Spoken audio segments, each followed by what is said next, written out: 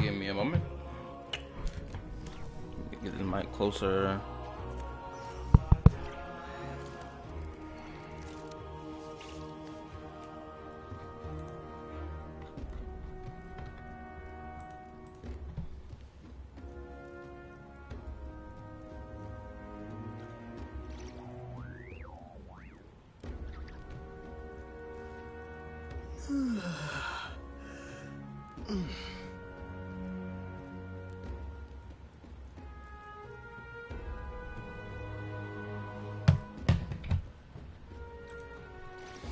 Okay, that should be good.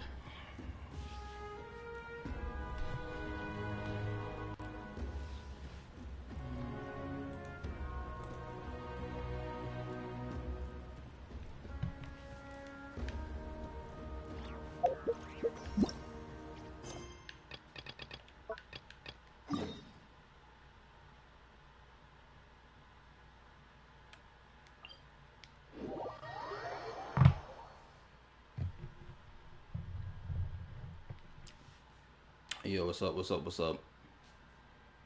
How y'all doing? How y'all doing? Is my mic good? Hold up. Oh, my mic sounds good. Okay, that's not better. I just woke up.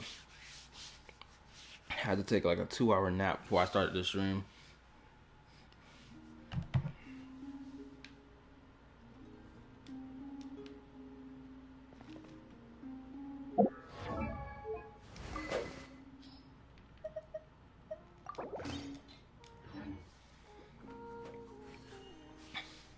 Hopefully y'all can hear me. Y'all can hear me, right? Pretty sure y'all can hear me. The mic is on. Let me just double check. Okay, that looks good. That looks fine.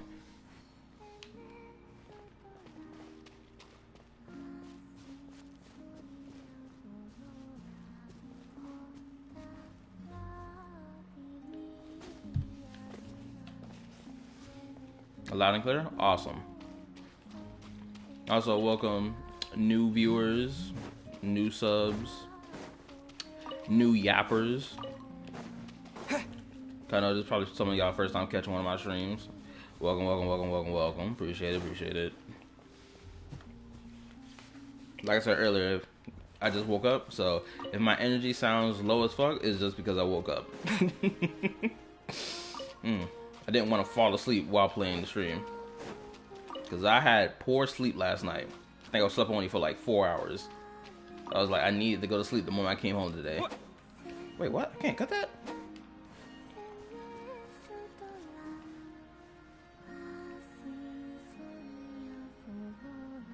I can't do that interaction and this. I gotta only do the main story quest. Anyway, hopefully everyone had a cool, good day today. Unless your day has just started, then good morning to you. Hey, she's sitting up!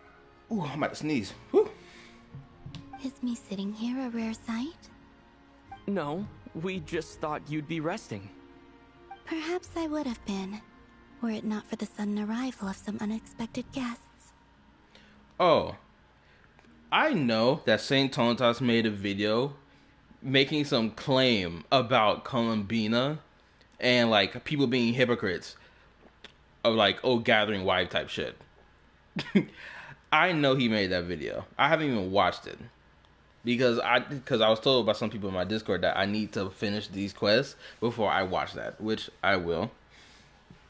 It may be a while because like I got to do Act 5 and then I got to play. What do I have to play after this? I got to play Zenless, right? So I got to get as much done in like 2 streams. Granted, realistically, that's not gonna happen. I might have to take 3 streams to play this quest. Not that I consider it a disturbance. After all, you are the only ones who are free to enter. Like, with everything we've done with Columbina, none of Columbina's interaction with the Traveler has been some romantic type shit. In comparison to like Chisa, Rover, and Shorekeeper, Lupa, Carthathea, and so on. I can list so many chicks. And to even try to make the comparison that, oh, the damn Damselette and the Traveler is like, oh, they're ship baiting these 2 characters. It's like, no, the fuck they're not. Sorry.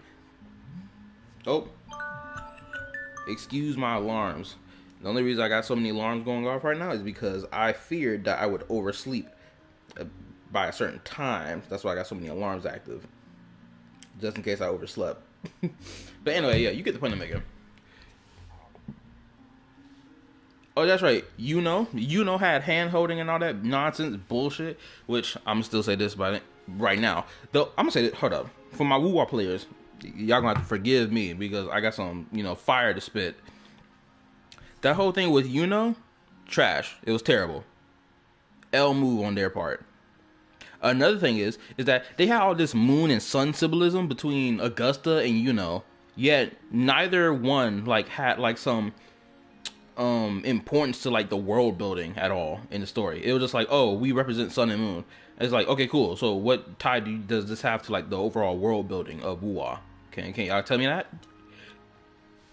Nothing. In Genshin Impact, the moon means something. In Genshin Impact, the fake sky means something. So on and so forth. You get the point. Damn near everything that happens in this game feels like it means something. So much so, you got people sniffing hard against rocks, trying to find what it means. And they've been doing it for 5 years straight. They still doing it to this day. Nose to the ground, sniffing it up. Like hounds, trying to smell blood. Oh my goodness gracious, you get the point. Also, for everybody watching the stream right now, make sure to hit the like button for your boy. Appreciate it, thank you. Anyway, let me read real quick. I told him in chat that he was using the argument to defend Woo-Wah. He even said Columbina is the worst characterization, like holy retarded. Wow, Columbina has the worst characterization. This nigga clearly doesn't know what he was talking about then if he made that claim. Not if, he did make that claim. Anyway, let me continue reading. The Traveler has met like 50 people and only 3 of them have a crush on him. Man, shit, sniff, sniff. There is lore on this ground. Yeah, exactly. Back to what you said, Liddy Chan. Liddy Chan sounds crazy. But yeah, 100%. There's only like 3 characters in the whole entire game that you can make the argument that, oh, they have a deeper relationship with the Traveler. The first person on that damn list is fucking Seat Lolly. We know because of how blatant she was acting in Natland. After we met her for the first time, and of course getting to know her in her tribal quest as well, it legitly told to us that, yo, these 2 right here, maybe something right here. Both of them got long extended lifespans type shit. She never had someone to talk to who's like on that same level as her. Oh man, time just be flying, friends be coming and going out of my life type ish, right? They pushed that hard. Boom. Wouldn't be surprised if the Traveler's like, you know what? I got a reason why I can stay on this planet. I got a reason. She can hit me up at any time. Oh, she want to read those smut novels. That's cool. Guess what? I'll bring it to her doorstep for real. Would it not be a little unfriendly of me to lie down while we speak? I didn't realize you put so much thought into little things like that.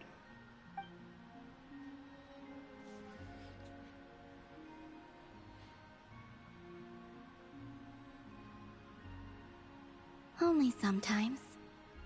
There have been moments lately where I think about you and your companions. They are warm, mysterious, and cozy memories. Very few of my past memories are anything like that. I know if a nigga never played Genshin Impact a day in their life and they heard this fucking dialogue be said right now, he would immediately jump the gun to be like, oh, this is exactly the same as Withering Waves when it came out to their female character's face ass. Alright, you can feel it. I can feel it in my bones that they would try to make that argument. And let's continue. They say that travelers return home bearing bags full of souvenirs. But my luggage was empty, and I believed it would stay that way. Return home? So, you're still planning on returning to the moon? Yes. This planet continues to reject me, reminding me that I do not belong here. If I remain in Teyvat, there will come a day that I disintegrate. And I don't mean reduced to dust, or turned into food for the flowers. I mean, I will cease to exist entirely. Holy freaking moly, nigga. Yo, the Primordial One put his foot into this planet to make niggas vanish from existence. Good lord. That man is not playing. He playing no games with nobody. Oh no, let me read. This is Laurel. He called the third act dialogue of Knave 6.2 Arconquest. I was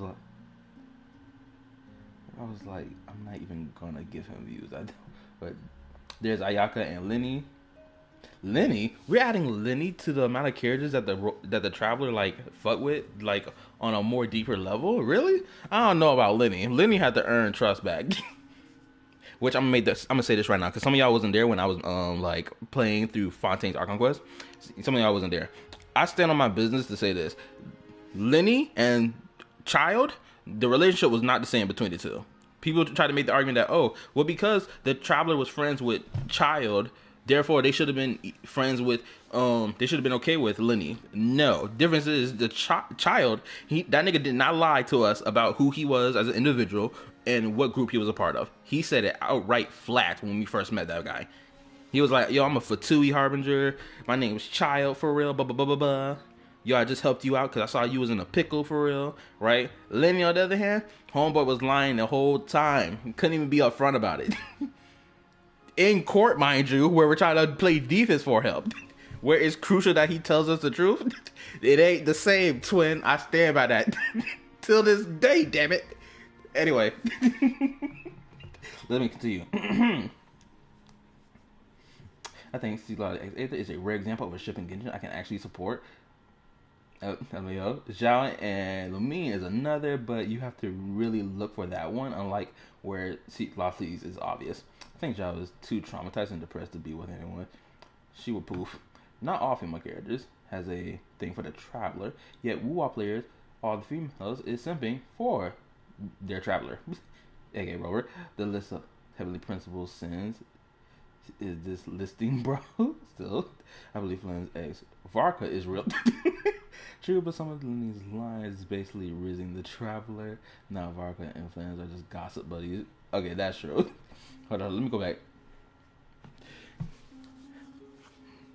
I will also say this too. The Heavenly Principles, it's for those of y'all who play Star Realm, and if y'all just got done playing like the Amphorius chapter of Star Realm, y'all niggas know damn well that if you look at the Heavenly Principles and every action they've done in relation to creating this little bubble world for themselves and keeping everything else out with this whole barrier shit, with this whole fake sky nonsense, bro, the Heavenly Principles is 100% justified. Could you imagine a being like Iron Tomb rolling up on Teyvat? It's over. There is no fighting that. We're done. Pack it up, twin. Get on the spaceship. We're going to another planet. We're getting the fuck out of here. There ain't no fighting this. You see that? Homeboy got 6 different arms. 2 of them got a spear in it. We can't fight this. Alright then. Well, we're sure gonna miss you. But it sounds like we'll have to say goodbye. How do you intend to return? The Moon Prayer Night is soon to arrive. On that day, the moon will be closest to Teyvat. The Kuvaki in this land will reach its peak at that time. I merely need to grasp the tide, and with relatively little effort. Oh, time Oh, nice. You make it sound like she's gonna get blasted up to the moon. W Paimon moment. Paimon did not need to hear the entire analogy or the entire point before like piecing it together herself. W Paimon moment. I respect it. If I did that, I suspect I would crash into the false sky. I will be using a much gentler approach. But I do like the analogy. It's fun. You see? She gets Paimon's sense of humor. In the blink of an eye, the time has come to part ways. It does feel that way, doesn't it? Time seems to fly fastest when you are enjoying it. I have always thought of myself as a wanderer on this earth, and it has never expressed any desire to keep me here. Yet, just as I plan to depart, it tugs at my arm. Is this a gesture of affection? Or is the world mocking me? It tugs at my arm. That's interesting, because she's been saying for the longest time that the world is purposely rejecting her, but now she's feeling this sense of the world trying to hold on to her. Am I to assume that maybe Irminsul is holding on to her? Possibly. Did somebody write her name in Irminsul, or did someone write, or did it like started collecting her information? Like this whole Irminsul process, I really need to know how this shit works. Like, I can't wait for the day where we actually get to see how this Irminsul thing works. Because, like, yeah, we've been told an explanation about how it works, right? But, like, I want to go, like, in what's the control center of how this Irminsul stuff works. Like, the person who planted it, they're constantly, like, clickety-clacking on their computer up there in Celestia. Being like, okay, adding this info, adding that info, blah, blah, blah, blah, blah. I don't... Oh! Somebody blow my phone up. Give me a second.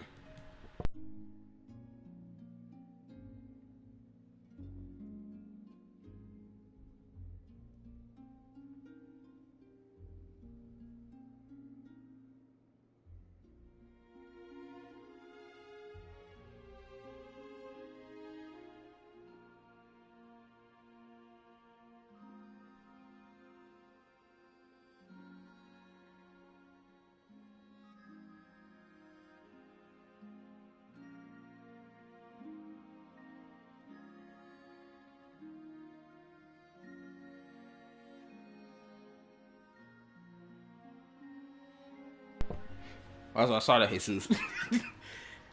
My bad, my brother was calling me. Oh, let me read. Oh, also, what's up, Tripwire? How you been, bro? Wonder. You'll find out more later. I'd like to think of it as she probably never had any attachments, but now she has people she needs to say farewell to, people she actually missed. She started to feel a sense of belonging, finally.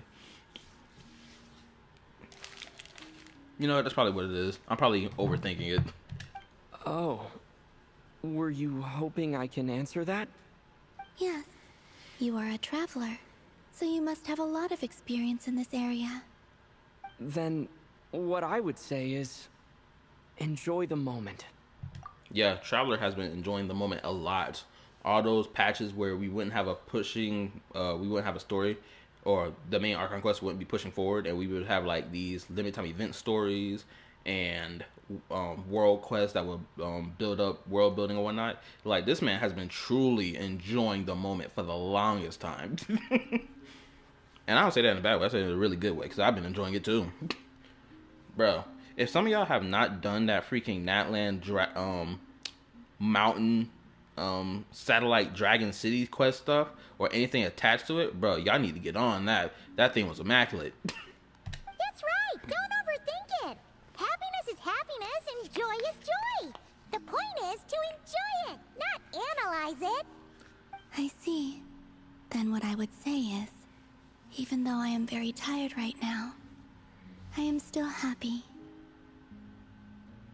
I can't tell from the tone of your voice. Oh, really? You don't think I sound happy? Girl, you sound like you're about to cry all the time. I'm just kidding. I could tell you were in a good mood today from the moment we saw you. Ah, a joke. albeit not a funny one. Anyway, I assume you're here about you-know-what. Give me your hand. Actually, it's not that. There's something else we wanted to discuss with you. Oh. Then, do you still want to give me your hand? Or not? Sure.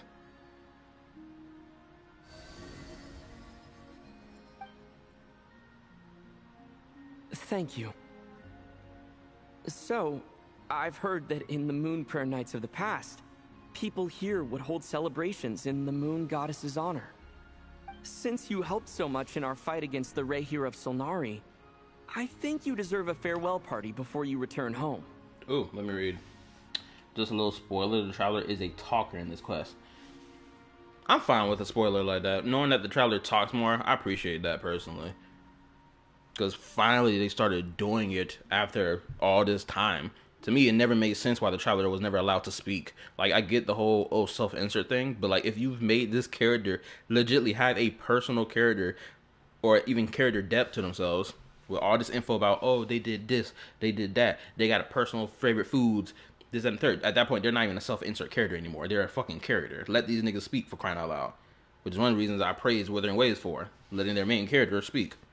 I haven't asked everyone else for their opinions on this yet, but I'd like to invite you to join the upcoming Moon Prayer Night. I've never joined a Moon Prayer Night before. I'm not sure what I would even do. Oh, don't worry about that. We take care of everything. All you need to do is show up. Of course, there's no need to force it if you're not feeling strong enough. It's just, this kind of felt like a golden opportunity. But they call me Kutar, and the Fatui have an arrest warrant out for me. I shouldn't appear in public right now.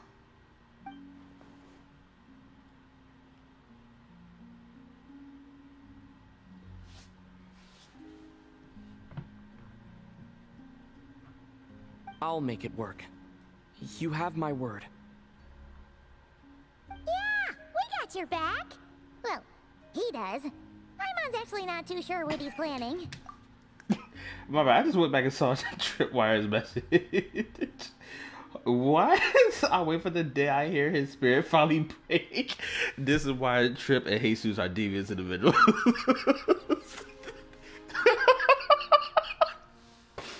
Oh my goodness gracious, this got me over here dying.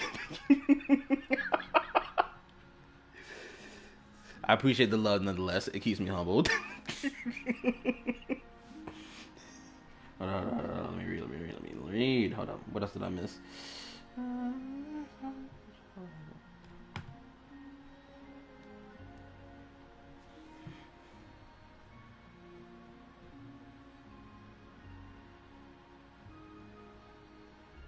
I don't know if I'm building. I don't know if I fully agree with the claim that I'm pandering to the Hoyo shows. Simply because it's like how I generally feel about this shit. Because people come into this conversation about this whole war versus Genshin shit in the most retarded way, and it's dumb. Granted, you already know how I feel about that personally, because we talked about it a lot. Hold on. Wait, Damsel and Ruin May share the same VA. Oh, that's interesting. She got range in her voice then. Paimon beat NPCs sometimes. If you look at version 4.8 special live stream, it's the very end of the lie. If the VA said he wants to talk more after 5.0, but that didn't happen. Maybe the VA strike influenced it? Well, someone has to be. Yes, we know. The Discord knows as well. Yeah, the YouTube community Discord has been nothing but a chatterbox. Granted, I'm not complaining because, like, the Discord should be active. Duh. Well, that's the point of having one, right? All right, if you're sure. I will not refuse your invitation. I suppose it wouldn't hurt to pack a few more sights from this world into my suitcase before finally learning what my homeland looks like. Your homeland probably looks like rubble, girl. If you see Lauma, please tell her that my answer to the question she asked me is neither yes nor no. Rather, it is. There is no need. Oh, I didn't know Bernice's VA was the same one who voice acts Kokomi. I didn't know that. Damn, she brought a lot of energy to that character. That was kind of cryptic, but sure. Guess it's between the two of you. We'll pass along the message. Bye for now. I think another thing that's also very interesting about that, the fact that Kokomi's VA, voice act Bernice, is that Kokomi as a character, she has her moments of like, man, I'm low on energy that she expressed in her story quest. But then now she's voice acting a character whose energy is on 10 24/7. Isn't that crazy?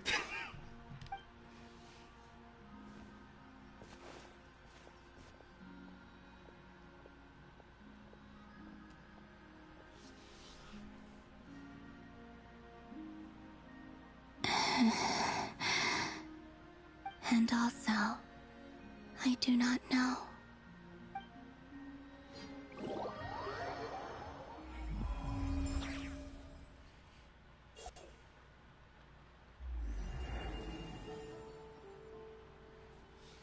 Since she's agreed to join the festival, let's go see who else wants to take part. Lama's gotta be the person most familiar with the Moon Prayer Night. We should start with her. Also, what exactly is your plan to keep her safe? Not sure yet. I'll figure something out. What? Are you serious? And Paimon even gave you her vote of confidence back there. Look, Jesus, it probably was a long time ago when we had that conversation about her voice actor, okay? It clearly must have forgot my brain, because I don't remember us having that conversation. Time be flying for real. Sometimes I gotta ask y'all to remind me about conversations we had months or a year ago. Matt. Also, this team is terrible. Hold on. Let me fix this real quick. Give it a second.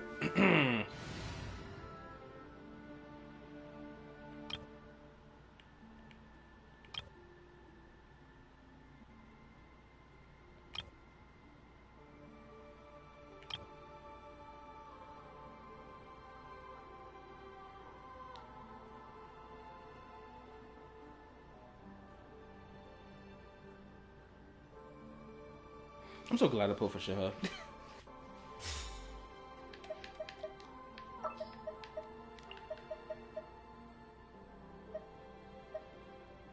Where's she at? Oh, there she go. Don't judge my account. Let's go stretch our legs while the flavors. Ah, this is better. Alright, let's get it. Alright, let's get it. Alright, where are we going? Wait a minute. Oh my freaking goodness. Are you serious? A character belongs being used in another character completely. Screw all that. Activate this damn. I'm so glad this focus mode exists. Bro, and before you had to freaking go do another quest before you could continue the main quest because of shit like this. I'm so glad they introduced this fucking enable focus mode. This is such a benefit.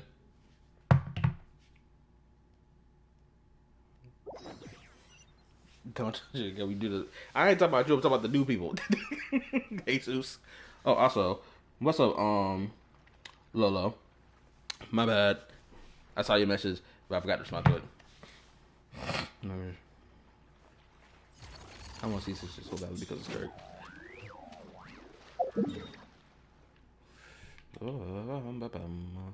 And I gotta do these 3 little sigil things. I gotta do these because I know there's a treasure right here in Nasha Town, because I've just discovered it. There's some treasure vault at the bottom down there.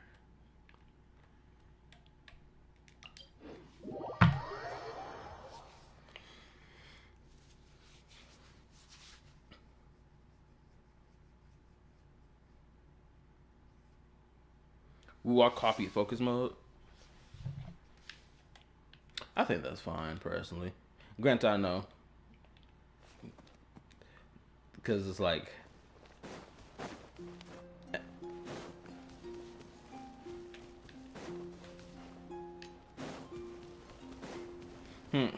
How can I... What I'm trying to say?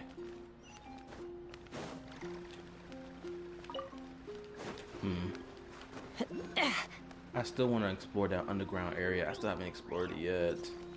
Oh! Do I got time? It's 10:18. I got plenty of time. Hold up. Let me do this real quick. I need to kill this bastard. I need my vengeance. Hold up. A little amuse. Unleash.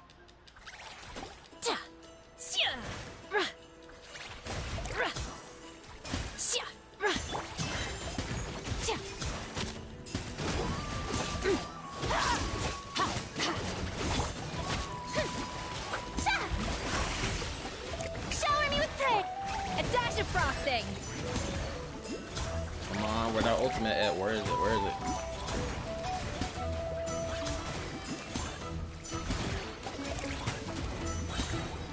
Let my name echo in song. The pinnacle of excellence. Yoo-hoo! By ordinance divine. Oh, that sucks. I didn't get the chance to use my freaking Skirk's ultimate.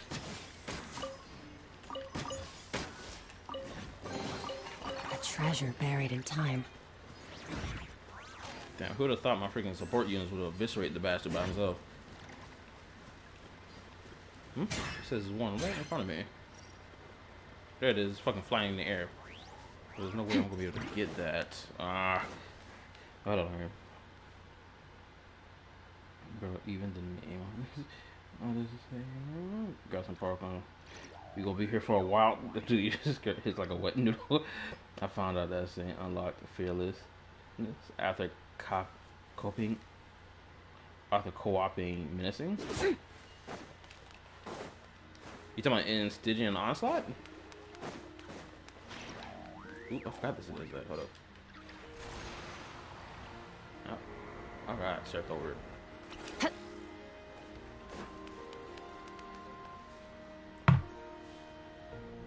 Llama! It's us! Huh? Varka? What are you doing here? Beats me. I had a bit too much to drink last night, and when I woke up, I was on Hisi Island. Yeah, Diana will not like this, man. I know how to use my damn skirt. I didn't get a chance to use her because the squad eviscerated the opponent before I get a chance to. Dude, when I get home, I'm going to screen share and show you how to use skirt. Oh my goodness gracious. Oh, hold on, let me read. There's a precious treasure chest in the lake behind the closest. You have to break all pots underwater to get it, but it's a small area. Oh, okay. Mr. Varka is helping to oversee Nasha Town's preparations for Moon Prayer Night. He is here to go over some details regarding the decorations and custom cloth designs. Right, yeah, that too. What he look? That too. So preparations are already underway. Bro, y'all saw that? Homeboy told us so. Yeah, that too. As he stares at her chest from a distance. This nigga think he's slick.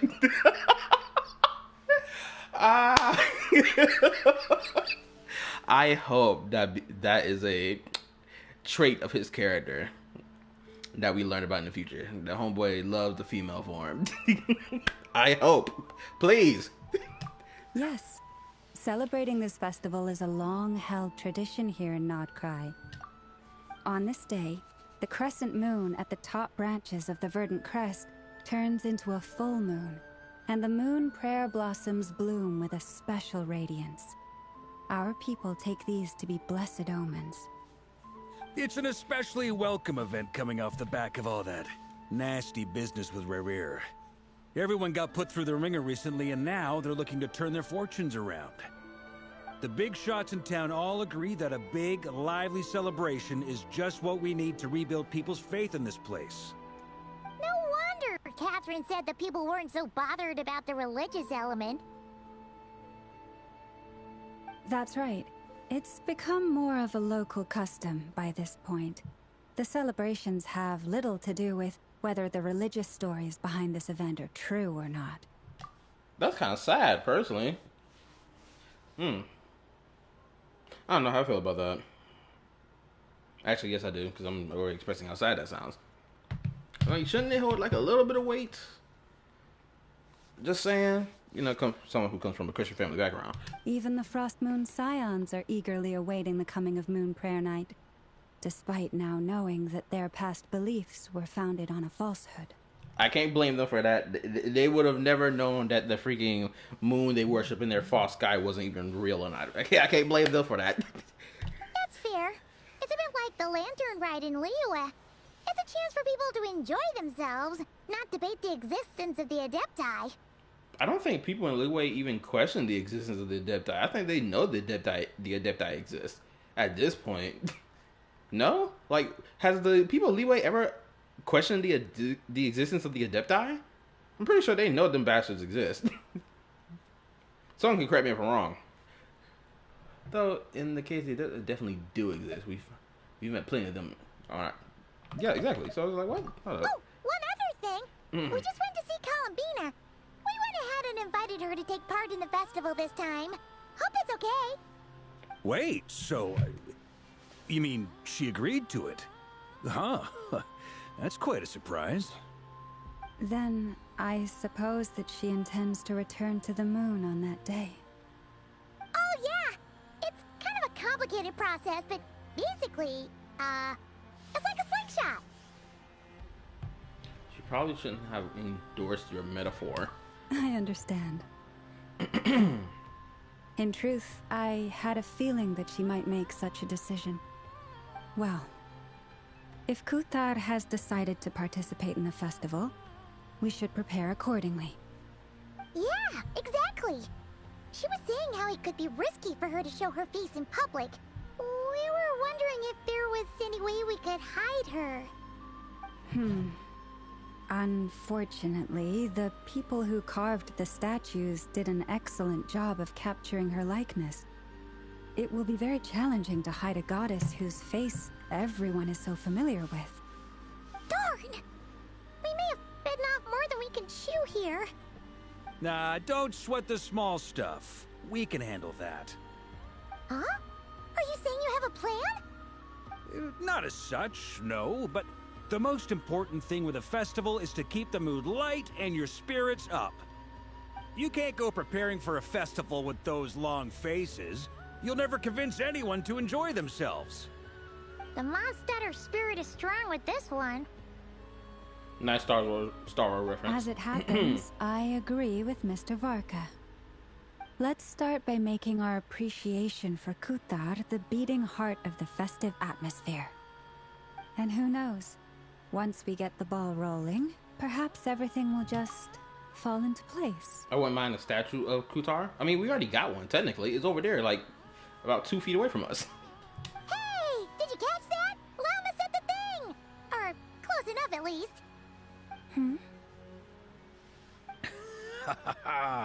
I'm looking forward to the Moon Prayer Night already. We have a festival in Mondstadt called Windbloom, and you can always tell which couples are celebrating it for their first time by the smiles on their faces. Big, beaming smiles like their whole face is glowing. And I have a feeling we'll get to see that same smile on the Moon Goddess's face at this festival. Not quite the same, surely. Anyway, I'll take care of business in the city, but I'll have to leave the decor up to you and the Frost Moon Scions. No one else can capture that traditional aesthetic quite like you guys. I like the fact that he has like an armor gauntlet on his right arm, but not his left. Seems like Homeboy doesn't like dressing up in full armor. Granted, screaming with his entire outfit. This nigga barely has armor on. But he does have a armored chest piece on, though. Which, why is it I'm only just not noticing how nice it looks?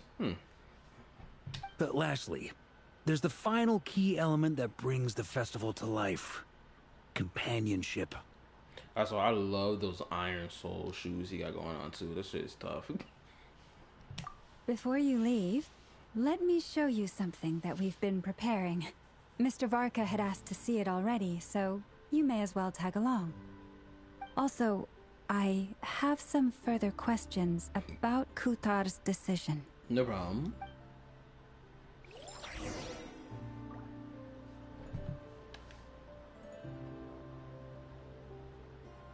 Oh, hold up. Let me say this real quick. I saw a YouTube short today, and they were talking about Skirk, and they were saying that Skirk was released way too early in Genshin's narrative, and they were upset that Skirk doesn't play like a big role in Genshin's narrative, right? And I was like, where do we come from? And where are we going? I was like, how could she have been released way too early in the game's life cycle? We're near the end of this damn story. How is it way too early to release her? Another thing too, Skirk's entire role in the story is not meant to be a big role in the story in the first place. It's meant to be a small role, a passerby, as she states out of her own mouth. Granted, this YouTube short was like a month ago, or a month old, right? But when I watched it, I was just like, yeah, your expectation of Skirk being like some major player in the overall narrative is like way overblown. Mind you, the only person who even talks so much about Skirk, honestly, is Child. But it's like, to expect that Skirk was going to be like this major player in the narrative of Genshin Impact is like way overblown, out of proportion.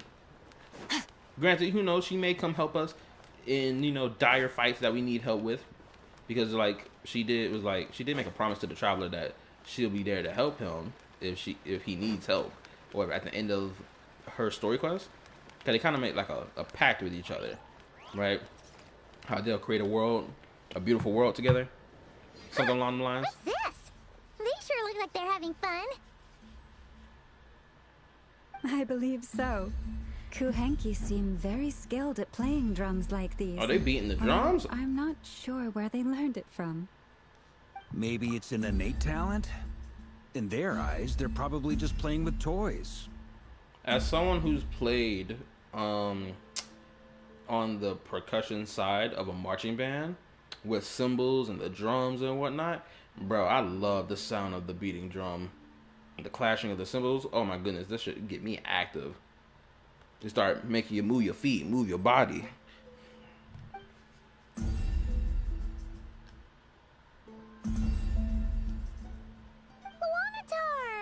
you want to play too? Guess not. Oh, she's sad. Or the little bastard is sad. Honestly, they gotta pick up the speed on this beat. Yeah. She looks more confused than anything. Maybe we can teach her next time if we get the chance.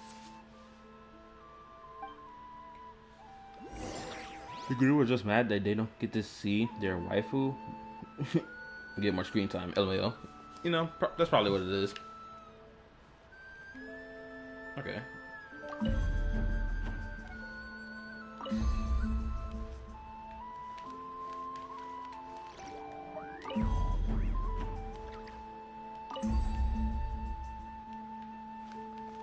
Oh, I'm over here helping her. What are these floaty things? Moon veils. We hang them from buildings in the city during the festival. When you look at the sky through them, it creates a lovely misty effect.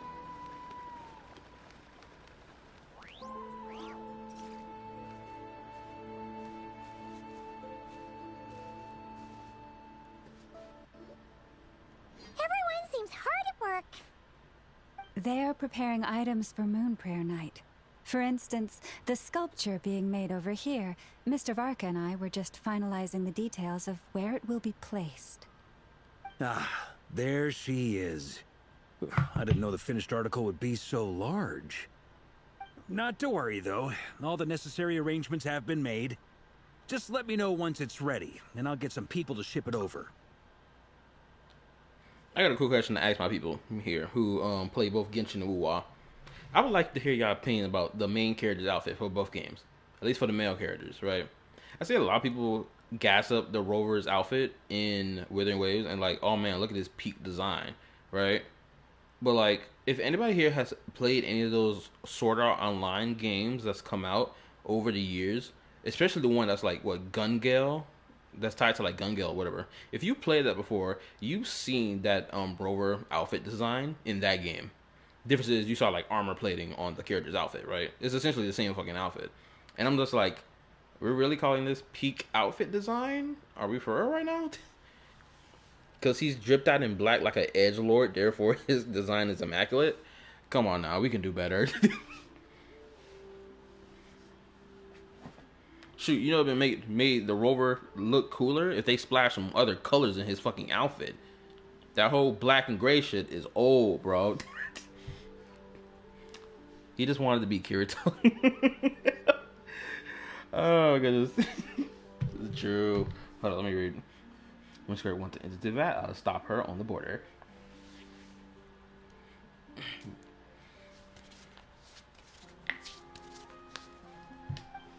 You have my thanks. And over here, we are preparing a very traditional confection. I'm not gonna lie, I really just prefer the Traveler's outfit over Rover's blatantly.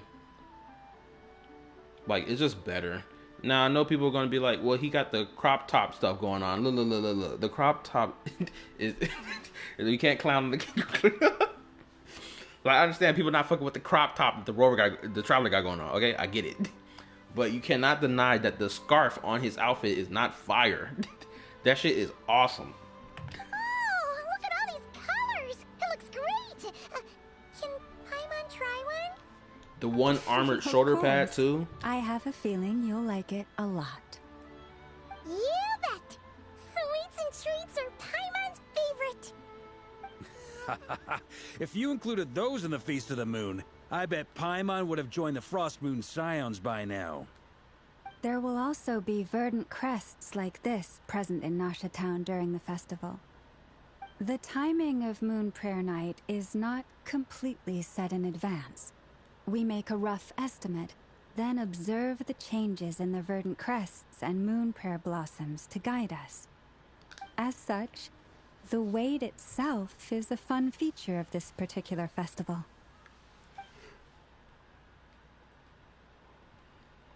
Yeah, I'm starting to feel hungry.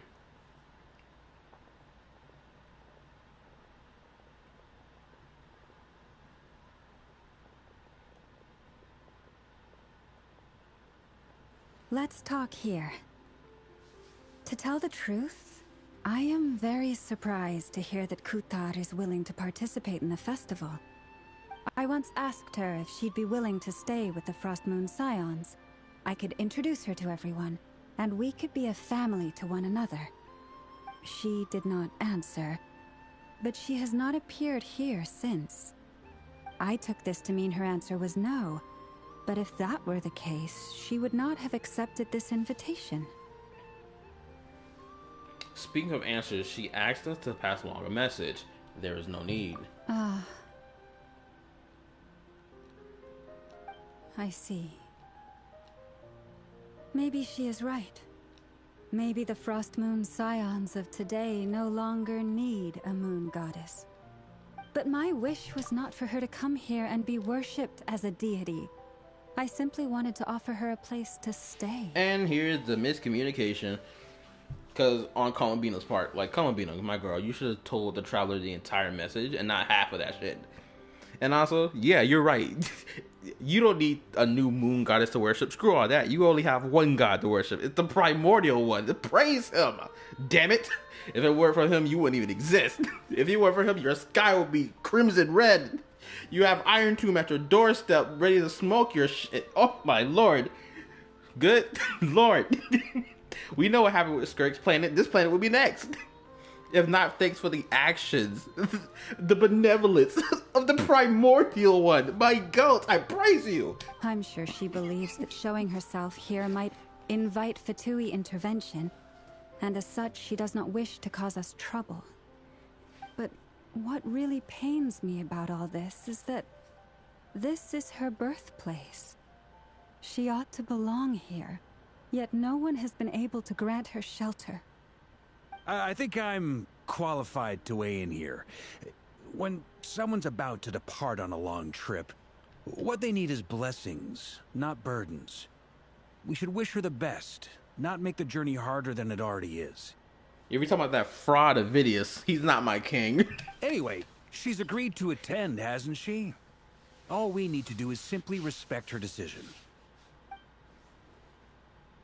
I see your point. Yes. She will soon depart, after all. Our job is to leave her with some happy memories. Besides, who's to say her journey to the moon is a one-way trip? It's not like she can't come back and visit if she wants, right? Paimon agrees wholeheartedly. Festivals are all about having fun, so let's keep it simple. All right, I'm gonna head back to Nasha Town soon. Want to come with? I'm guessing you have some other folks to visit there. Sure thing. Let's go. Bye for now, Wilma. Thank you all. Goodbye.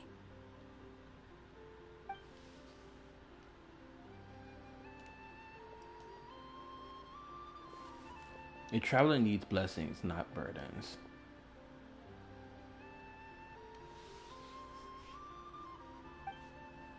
It sounds good in principle, but will blessings alone be enough for Columbina?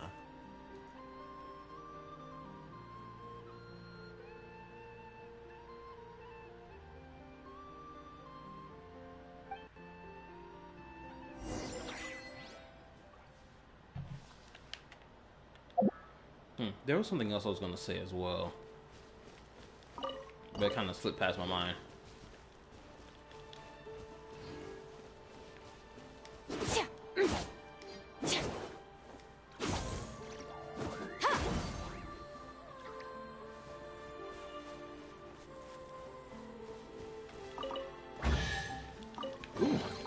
Your hard work is paying That's a off, surprise. as it should.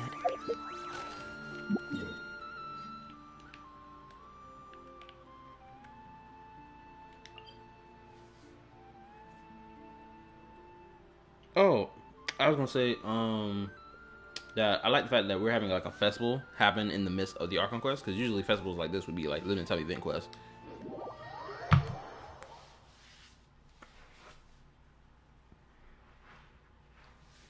trying to remember, when was the last time there was a festival that happened in the midst of the Archon quest? I'm trying to remember. I don't think there has been like one like that in a while, or if ever.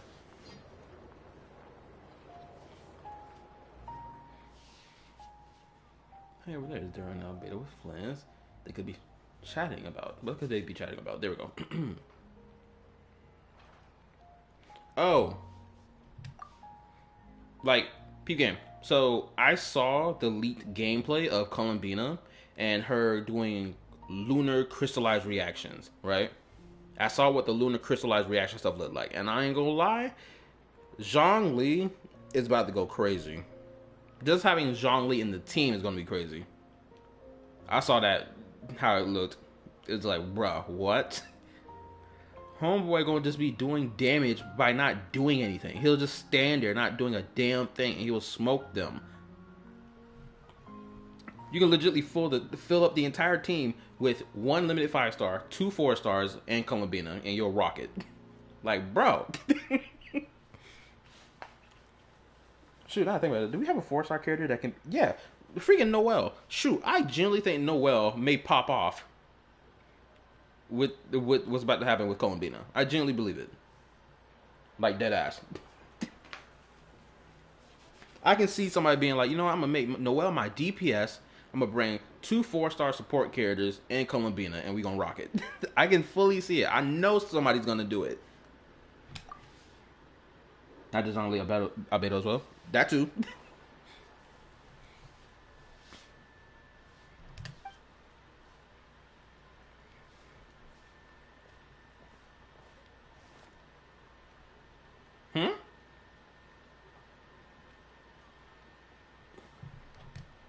Your guess is as good as mine. Ah, Grand Master.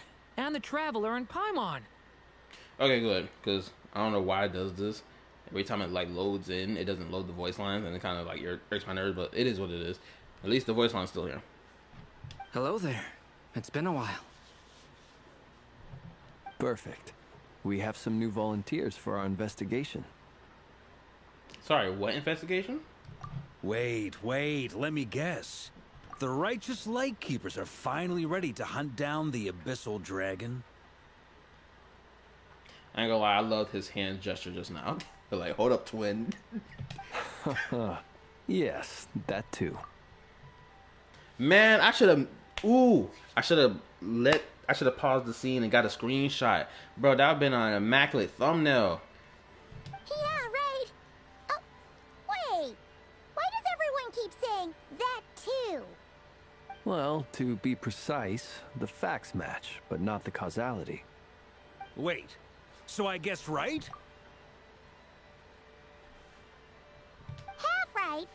Don't act so impressed with yourself. Maybe I can explain. We ran into Mr. Flint's north of Nasha Town. At that time, we just noticed a few abyssal creatures out in the wild, but the strange thing was, I didn't detect any traces of abyssal energy on them at all. On closer inspection, we realized that they were not real monsters, but something akin to reflections in the water, or perhaps a mirage. Huh?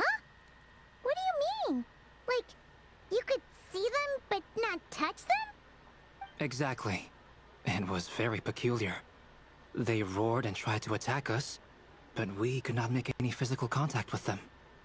I think I've heard of things like that happening in NODKRAI before, but I don't know much about it.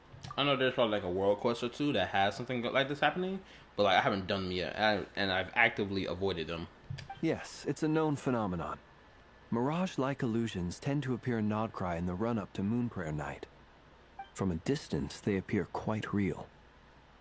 I myself thought that Misters Durin and Albedo were locked in battle with abyssal monsters when I first arrived. But after sharing intel and investigating a little further, we can confirm that these illusions are harmless. There is no great cause for concern. Also, did they spruce up Albedo's character model yet, or does it still look the same? Honestly, I can't really tell if his face looks different, or if it has been, like, you know, cleaned up. Someone can tell me. All the Mirage stories I've heard are either animals, rocks, or small houses. Abyssal monsters, though? That's a first. It's a first for me, too. So I'm planning to look into it further just to be on the safe side. I intend to inspect a few more locations. Also, let me read this as well. But the problem is, Crystallize is based on defense and EM team, just like Lunar Charge that uses attack and EM team. So Noel will get buff. Well, Ito too. Wait, so what exactly is the problem then, if that's the case? Unless you're saying that there's gonna be like, granted, we don't even have a lot of Geo characters in the first fucking place, so it's also like, it's like, I feel like it's still like, even with that, knowing that, I feel like it still benefits like every damn Geo character, right? Zhong Li uses HP. Zhong Li uses HP? I thought they changed that or something when they buffed his character. Granted, I never pulled for Zhong Li, so like I can't really speak about it in depth. I just know that they buffed him with how his kit works. Zhong Li uses HP. Now he uses attack. No, he will still use HP. Okay.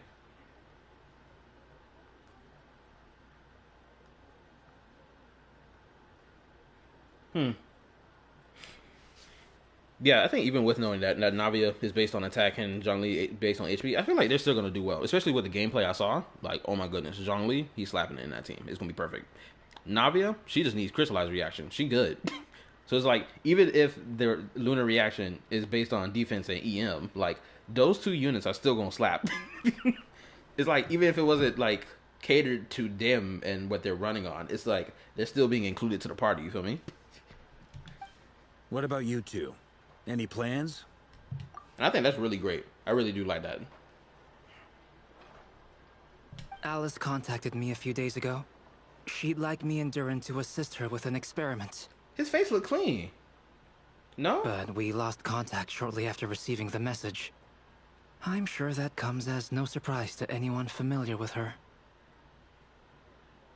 We don't know when the wind will blow, yet when the wind blows, we will know. That, in a nutshell, describes how Alice operates. Bro, his face looks good. Like, I'm trying to see why his face is off, and I can't see it. Am I missing it? Am I misunderstanding his face? Can someone explain to me what the fuck am I missing when I'm looking at his face right now? Like, I can tell the difference in polish between both Albedo and Durin clearly, because you can blatantly see it. But, like, I'm not seeing the problem with his face right now. Yeah, that tracks. Okay. Well, I suggest we investigate this Mirage business in the meantime. It's piqued my curiosity, and I'm pretty sure I know someone who will already be 10 steps ahead of us. Well said. Right? Whatever's happening in NODKRAI. She always seems to be the first one to know. Let's go see what she knows. We can invite her and her staff to the festival while we're at it.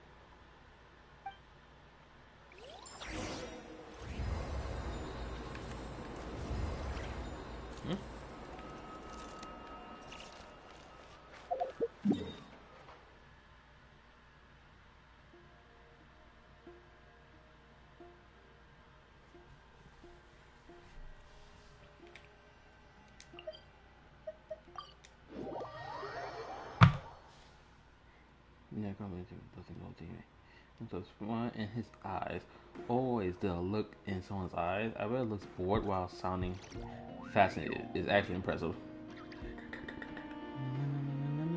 I just imagine it being absolutely fascinated as a sound just tears something apart from him. The one. He's fascinated, he's fixated. Okay, cool. Now I had to speed read.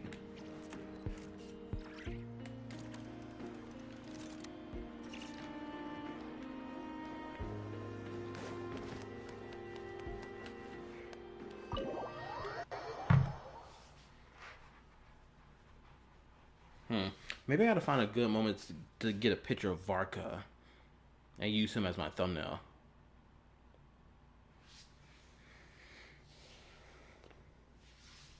From what I remember, Albedo is not good. Got any model updates? What I know is people complaining about his hair. Okay, so the real complaint is his hair, not his face. You're right, I have noticed. There's certainly something a little fishy about this situation. Only a little, though. Okay, as I'm looking at everybody's hair from this distance, yeah, version 1 units don't have a lot of detailing with the hair, whereas the NODKRAI units or version 5 units on screen, you can see like every line of detail in their fucking hair. Like verbatim, like you can see every stroke of that shit. Records indicate that this phenomenon can occur in the days before and following Moon Prayer Night. That said, it has always been a rare sight in the past. Ooh, you know what? Now I'm sitting here thinking about it. The ultra detail with the hair stuff, it reminds me of that old anime art style that you would see from like OG Beyblade or like Metal Saga Beyblade. Old school Pokemon, Yu-Gi-Oh, Bakugan, and so on. Like they all would have like a similar art style to each other. I don't even know what the name of that art style was, but I always loved the grit of it, like the refined the detail of it all. I always liked it. The odds of encountering these phantoms are similar to looking up in the night sky, happening to see a shooting star, and managing to make a wish before it disappears. But this time, either everyone's getting lucky, or they're appearing far more frequently than usual. Yehoda's out gathering intel as we speak. In the meantime, let me check off some points of interest. First, the Abyss. The ones we saw seem to be abyssal monsters. I'm gonna leave that like that. Wait for it. And I'm gonna come back and make a screenshot of that on my laptop. Indeed. But we have identified one location where many more of them have made an appearance. And not just monsters, but human phantoms too. Given the scale and nature of the phantoms, it's almost as if someone's last memories are coming to life. Or perhaps the memories of multiple people. That sounds interesting. So many guys in the room. That's right, there's only 2 females in this whole room. Oh. So you mean the phantom monsters are hunting down the phantom humans? And if this was a hentai, we already know what would have gone down in this room. Doors locked, windowsills covered. Exactly. The phantoms can interact with each other, but we have no means of intervening. In addition, some of the human phantoms would seem to be from the very distant past. This is clear both from the clothing they wear and the stories they tell. They claim to be from Hyperborea, a name which I've heard from Lauma before. If this is true, it means they must be from 6,000 years ago. Did Paimon hear that right? 6,000 years? Girl, you counted It 4,000. sounds like this merits further exploration. That'd be a big help. I'll leave it with you, Albedo. My knowledge of ancient history is non-existent. I used to doze off every time the pre-Knights Favonius era came up in class. Oh my goodness. He is the premium anime protagonist. This nigga didn't pay attention to that class at all. AB gave the strongest knight. Yes. They. Oh my goodness gracious, bro. True main character energy is screaming. I can feel the aura from here. It's quite a miracle that you were able to understand these phantoms' speech, given how long ago they lived. I suppose you're right. But I'll leave the archaeologists to ruminate over that conundrum. As an intelligence broker, my sole interest is in the value of the information I gather. With Nefer nah? What, is Nefer not worthy to be her cheeks getting clapped? I'm trying to understand. What you mean? Which, in this case, hopefully means earning myself some good favor with our dear Lady Moonchanter. So calculating. Whew, this intel broker logic always catches Paimon by surprise. Sounds to me like we could split the work up. I think the abyssal phenomenon is best left to Albedo, Flints, and me. Agreed. It coincides with my duty as a lightkeeper. For my part, I'd like to understand the abyss better. Even a little knowledge would go a long way. Oh, shoot, then we need to hit up Skirk and call her phone. So she'll teach you all that you need to know, twin. This is certainly a rare opportunity to study the abyss. But even rarer, perhaps, is the chance to make contact with the ancients. The Curatorium will take the lead on investigating the Hyperboreans. We put in the work to learn what we know so far.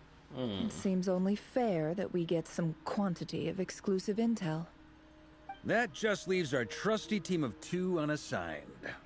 Seems like it, yeah. Wait, we're a team? Since when? Since you became an honorary knight, of course. This was part of my grand plan all along. Ha ha ha! Oh yeah, by the way, we managed to convince Columbina to come to the Moonprayer Night celebrations. Would you and Yehoda like to join too? She agreed to that? Huh. Quite an achievement.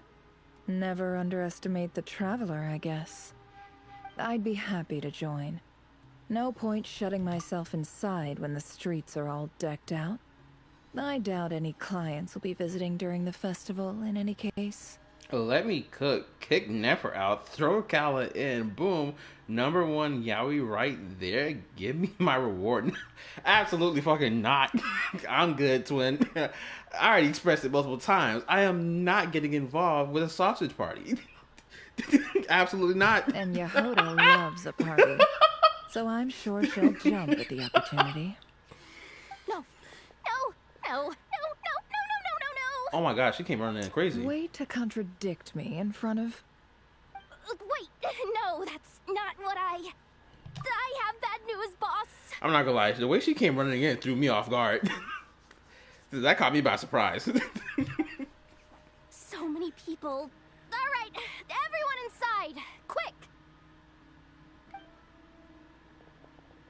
Oh my goodness, she is booking it. This is gonna sound crazy, but hear me out. I saw one of those phantoms at Star Sand Shoal, and it was some sort of flying ship. Like a spaceship? A spaceship at Star Sand Shoal? That's gotta be the one you came to Tibet in. You said you saw the same thing through the moon marrow, right? Huh? You already know about it? Ugh, I thought I was gonna blow people's minds. Turns out I'm the last to find out.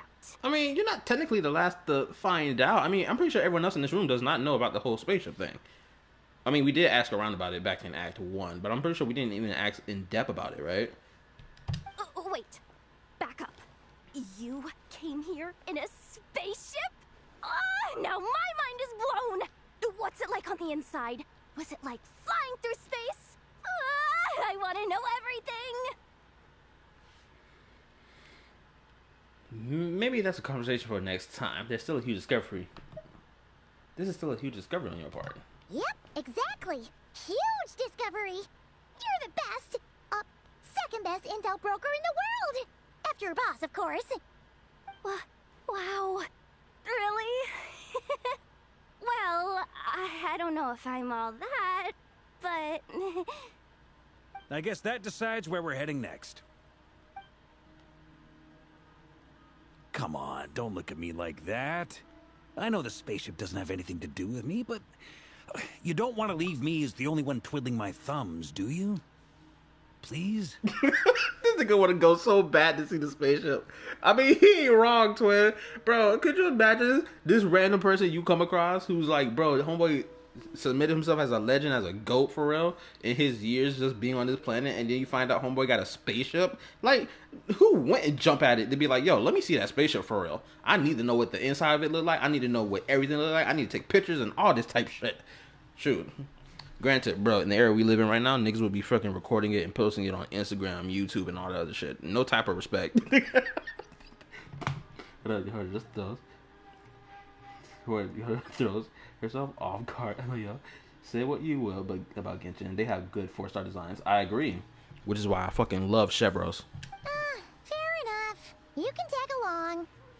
In that case, let's meet back here to discuss our findings once we're done. I wish everyone a productive investigation. You too.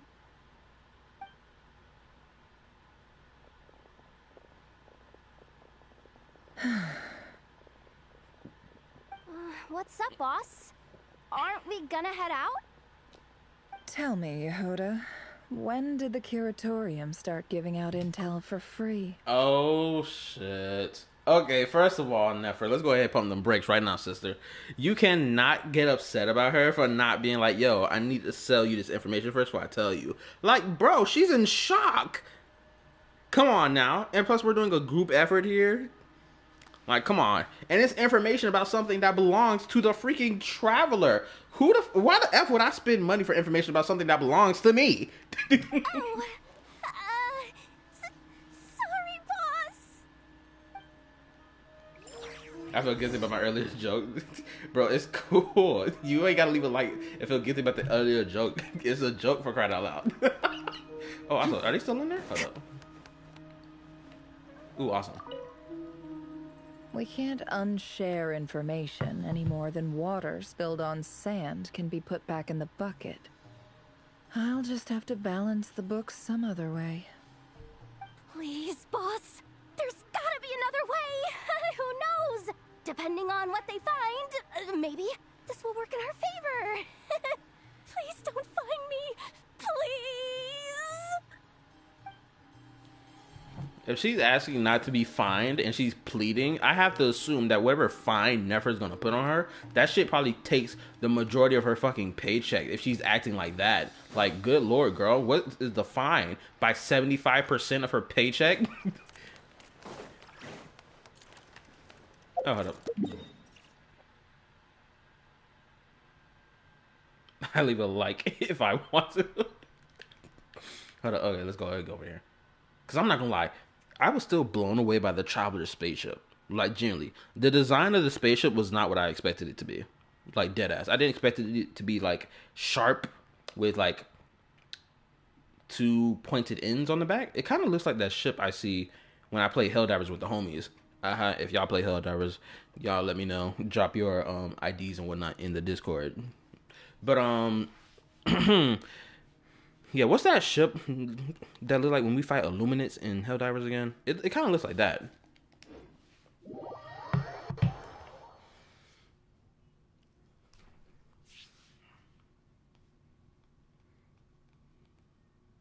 Oh, I got chips over here. Bro, I completely forgot I had food over here. Over here thinking I'm hungry.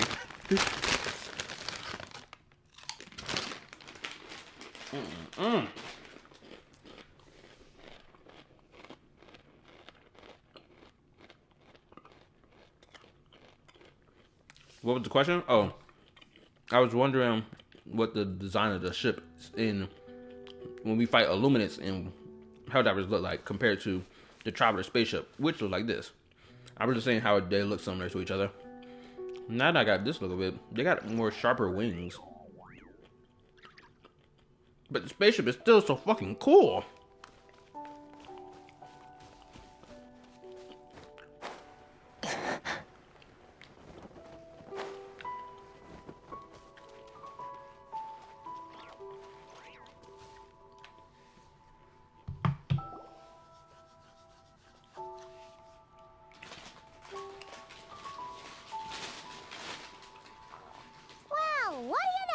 Yehoda was right on the money. This Phantom really is your spaceship. But that's so weird. Why would it show up here? Is it some kind of projection? Or a ghost? Like, maybe it no longer exists, but somehow it left an afterimage?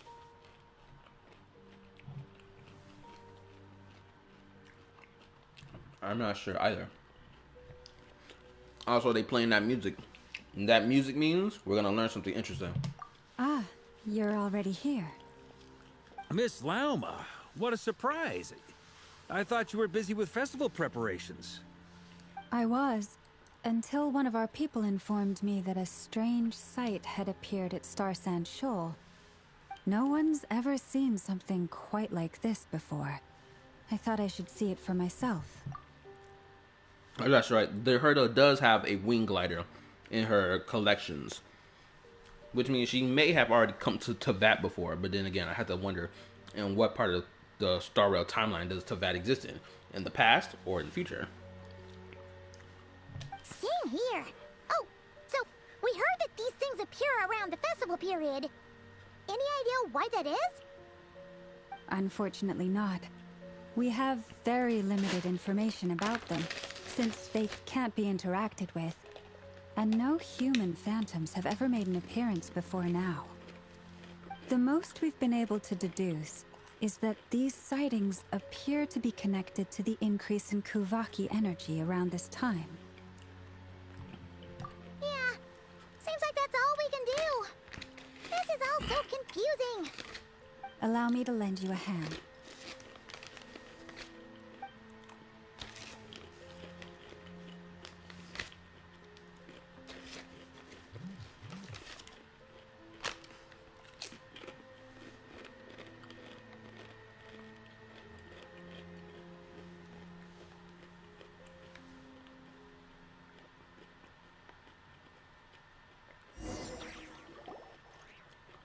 Everyone, our friend here should be able to provide us with some information.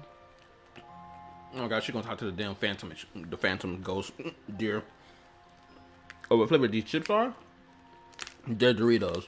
They're the spicy sweet chili flavor. These are my favorite. Is that a phantom Rhyme-horn deer? I've heard about how the Frost Moon Scions live in harmony with the animals and can even communicate with them. That's coming in handy now, for sure. Okay. Yes, I understand. Then how about this?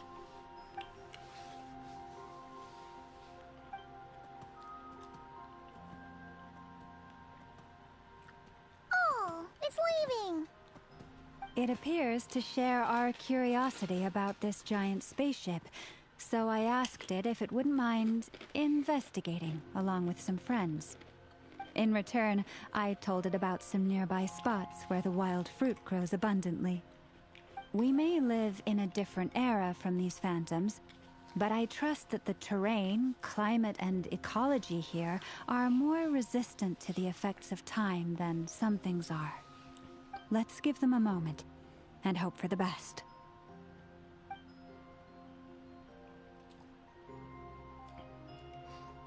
All back together. Must have been a lot of fruit. Ooh, hold on, I'll be right back. These chips spicing my tongue up right now. I need to go get some lemonade. I'll be right back. BRB.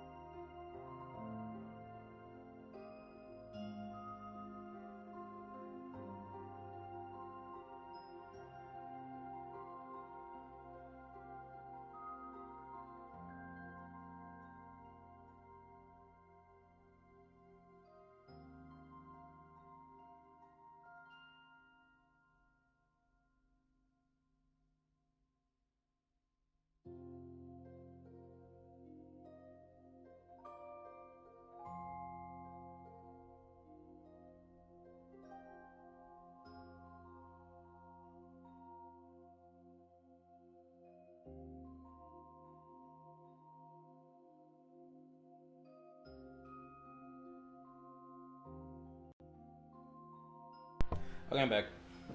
Sorry. I've gone longer than needed. Oh, hold up. Wait a minute. So I was checking out the chat from my phone.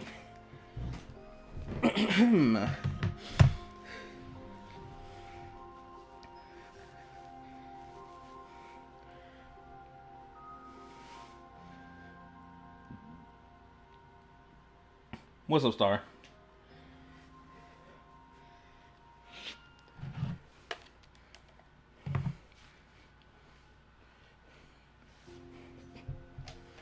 How you doing? Hope you got a good day today. Indeed. Now let me ask them some questions. Oh. Hopefully your birthday dinner was good. And that you had fun. It did find a lot of wild fruit. Enough for them to feast for a long while. This puffin circled in the air several times, but didn't spot anything out of the ordinary. Certainly nothing to do with the spaceship. Huh. Well, it definitely makes sense to get a bird's eye view. Indeed. Other than that, I was also thinking that the world these phantoms see is also different from ours. Oh, I get what you mean. The wild fruit exists in both times and spaces, but there might also be things that only exist in that space-time, which we can't see. Because we don't see their whole world. We see small fragments. Good point. Great thinking, Llama. Blunthorn rhinos can use kuvaki to shift great rocks. But this one says it couldn't get that ship to budge by even an inch. Anyway, I had a lot of fun. That's great to hear. Lovely. The sniffer mole tried too, but despite being a skilled digger, it could not get through. They say that the spaceship looks robust and undamaged. It seems completely impervious to any and all attacks. Listen, Star. Whatever You gotta lies within is well defended from harm. listen, Star. You gotta let Varka cook, okay? So, just like us humans, there was nothing they could do about this spaceship either. Yes. Still, they deserve our thanks. We are grateful for all your efforts, dear friends. Now go, and enjoy your feast. Ooh, I've noticed some other human phantoms gathered nearby. Come on, let's go talk to them.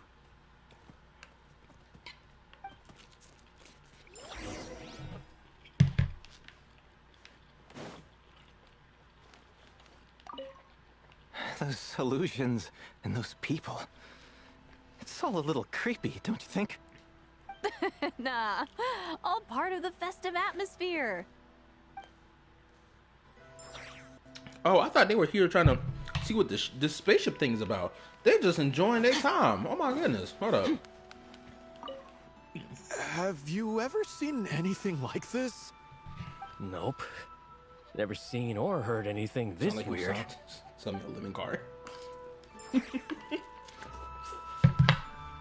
I was for everybody watching the stream right now. Make sure you hit the like button for your boy. Appreciate it. Thank you.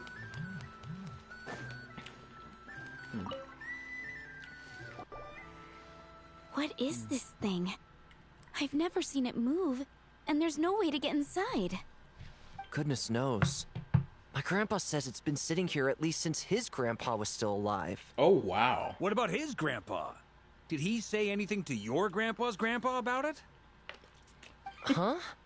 I don't know. In all likelihood, it was here back then, too. Hard to imagine something this huge could move. My bad. I thought they said they couldn't interact with the phantoms. I thought they said they couldn't interact with them. Did I misremember something? And two, I'm just over here thinking back to that damn comparison video someone made about phantom NPCs in Wuwa versus phantom NPCs in Genshin. Look how bad Genshins are. Someone better tell me what the fuck this is then. Guess that means that as far as they're concerned, this ship's been around a long time. But the fact that it's been around that long is kind of crazy. Like, did the ship remain crash landed for like 6,000 years? Also, like, how exactly do you get inside of it?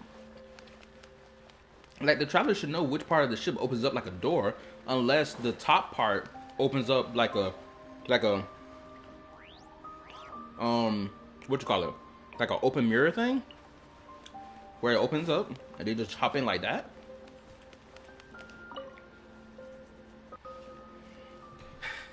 Come on, brothers. If we can get even a small chunk off of this thing, it's gotta be worth a fortune. Today is the day we strike it rich. Huh? You mean Paimon? Yes, brother, I shall join you. Let's make our fortune. This man is a cornball. We should go with them. What the? This thing is crazy tough. I can't even scratch it. What's it made of? Sorry, brother. Looks like we'll have to seek our fortunes elsewhere. Enjoying yourself? All these good-ass missed opportunities of getting a good screenshot of Varka is pissing me off. I was just seeing if I could influence this phantom's perception by playing. But nope, no dice. Okay, now this is a good screenshot. Let me open that up. Let me leave it alone. Alright. You're not misremembering. More will be explained later. I'm sure we're It'll all take some time. starting Okay, to cool. build up an idea of what's going on here now that we've spoken to some of the people. These phantoms are reenacting real historical events in NODKRAI. It's almost like we're in some kind of interactive stage play. We can talk to the actors, but the plot is fixed, and we can't influence it. It makes sense. History is set in stone. The objective facts of the past cannot be changed. Paimon totally thought you were just goofing around earlier. But actually, you were doing some serious investigating. Of course I was. Anyway, at this point, I think we're forced to conclude that although the Phantom spaceship is right there in front of us, we aren't going to learn much about it from these people. If only this showed the moment when my sister was searching for me. Maybe I could discover why she wasn't in the spaceship.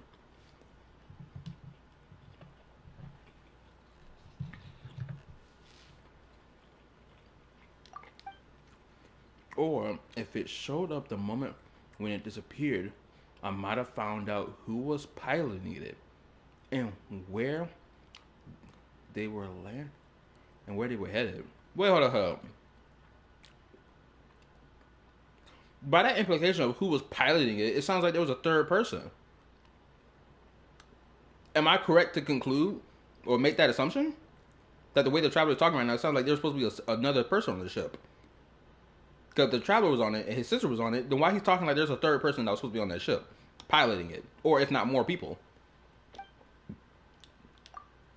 But no such luck. All we've seen is an arbitrary moment in time during its long stay here. Don't be discouraged. If nothing else, this is proof of the ship's existence. Oh, this is also a good screenshot. And think about it. So many people tried to hack their way inside, but no one could get the door open. It's made of very tough material. To me, that says that we'll either find the ship itself or the story behind it. It's just a matter of time. Thanks, Varka.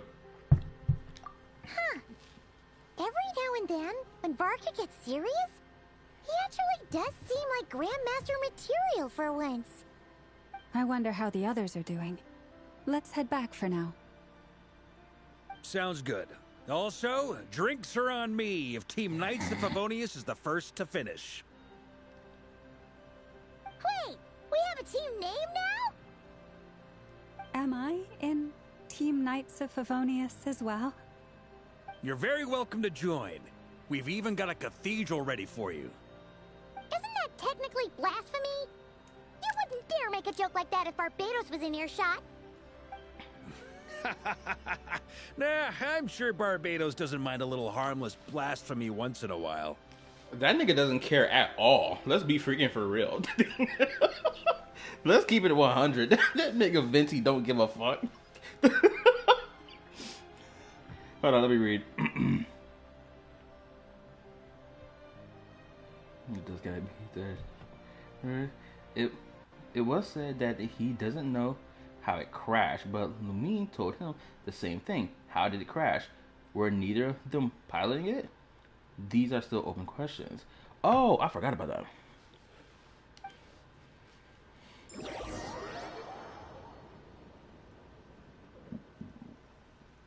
Oh, if I remember correctly, doesn't the Traveler's personal name card before the game release, like somebody was talking about the Traveler? Is he some? Oh, no! Get away! He's trying to be Captain Sable. Oh, that was someone from Conria. Oh, this is sad. He get to see this terrible stuff happening. I know it's hard to stomach, Mr. Duran. Oh, shit. But as I'm sure you've noticed, there is nothing we can do to intervene in that which unfolds before us. But we have to at least try. You want to be Captain Saberho so bad. I respect it, bro. Shoot, this kind of reminds me of like that whole thing with Amphorius, with the whole, what was it called, like, the Eye of Twilight, where we were seeing past memories play out, where Homegirl killed that nigga who was part of the Sun Tribe or whatever. And try you have. But are you aware of how many unsuccessful attempts you've made now? I wasn't keeping count. I'm afraid this is the 39th failure so far. Or the 5th if we're only counting this particular victim. There are no indications that these phantoms may be altered in any way. You seem to have calmed down a little. Ooh, Genjin posted Columbina's drip marketing. Can someone post it in the Discord for me, please? Thank you. It really kept count. What, the 39th? 30, he said, what, 34th? Hold on. Let me go look at that dialogue again. What did he say? The 39th, okay. Almost 40. I recommend you to not look at it before.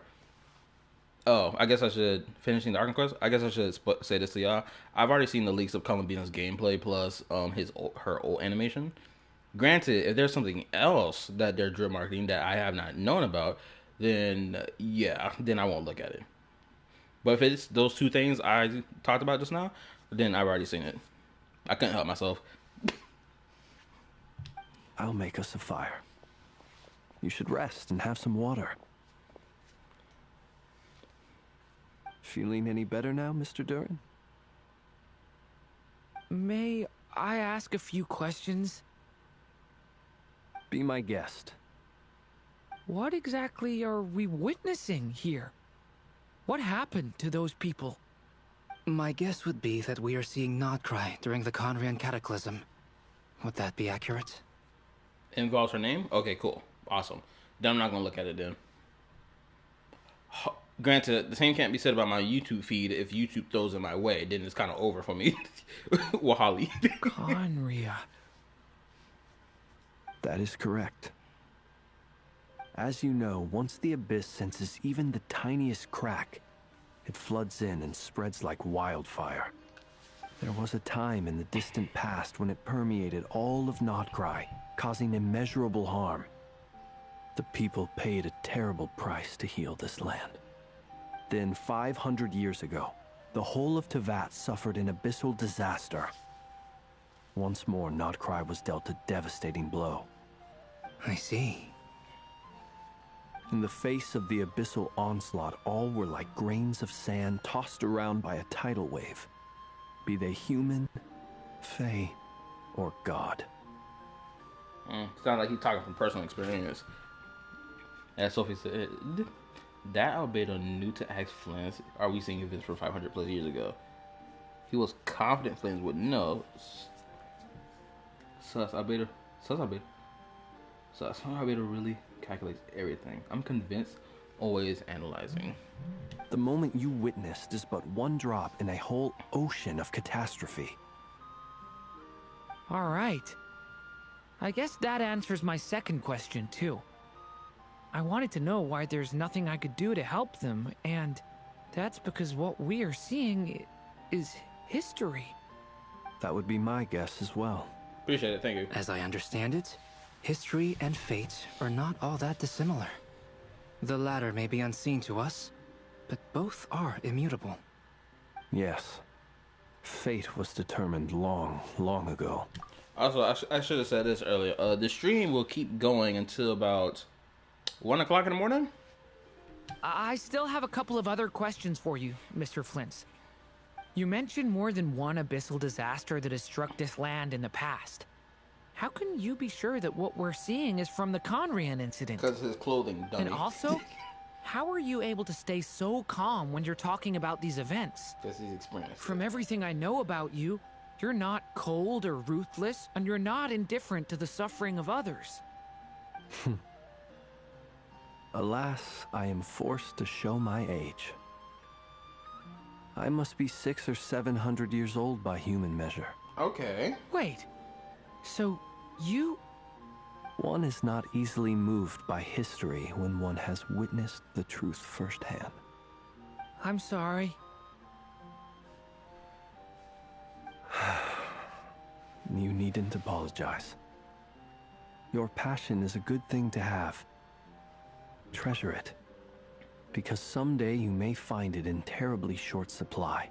For people who are talking about the drip marketing for the character, please don't tell me what her name is, because I forgot. I'm pretty sure I didn't hear her name before. Actually, as I'm sitting here thinking about it, or her actual name, or whatever. So, for everything that is holy, because please let me experience it first. If they do reveal it in these quests, please and thank you. Now, at the risk of offending you, I have a question in return.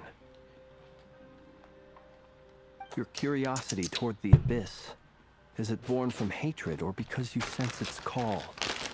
I only ask because I kept a fragment of Rarir's body in my lantern for a short time. Specifically, his heart. So I know what a burden it can be to carry the abyss with you. And I hear its power growling from somewhere within you. In my eyes, your mere existence is a miracle. My honest answer is... I don't know. I don't think I have the confidence to say for certain. What I will say is the abyss is not the only issue that haunts me. Oh. Even before I became who I am today, the question dogged me constantly. Should I even exist at all? My doubts remain unresolved. But when we fought Rarir, something became a little clearer to me. Sometimes it is the darkness within us that allows us to achieve the impossible. I certainly got the sense from your 39 attempts that you were trying to achieve the impossible. Oh my lord. If this nigga Cristoforo were to get his hands on Durin, it would be a wrap. He'd be freaking abusing this nigga 24/7. Trying to make him, mold him into the perfect, what'd you call it? Someone rising above his mother effing circumstance. It sounds like you've resolved to see the truth for yourself. Absolutely. In that sense, he and I are quite similar.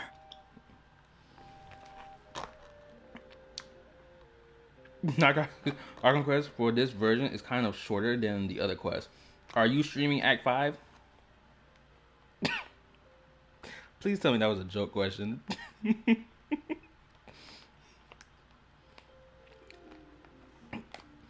But if you somehow missed it, which it's possible, I'm not gonna say that like it's not possible that you probably missed it when you saw the title of the live stream.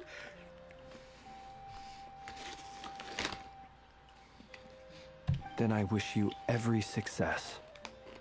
I look forward to the day of your transcension. Well, if everyone's caught their breath, I suppose we should head back. Oh, and one last thing. I'd appreciate if you kept our discussion about history a secret.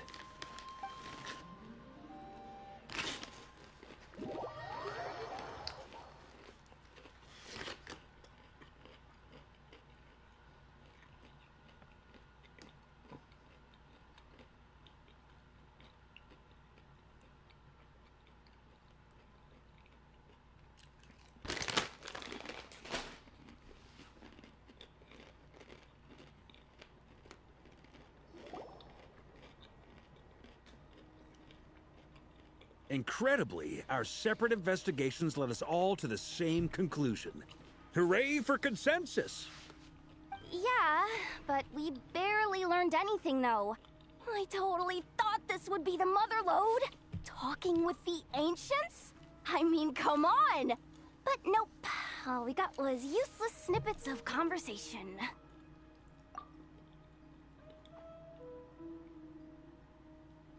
And all this stuff about moons and hyperopia.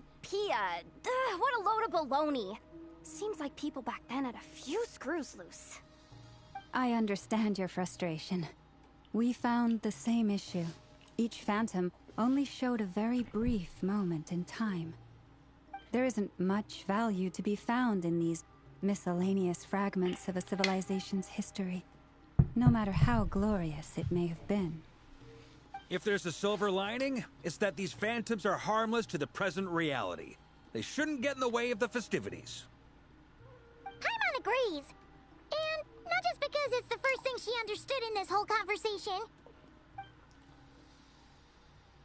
You look disappointed, Nefer.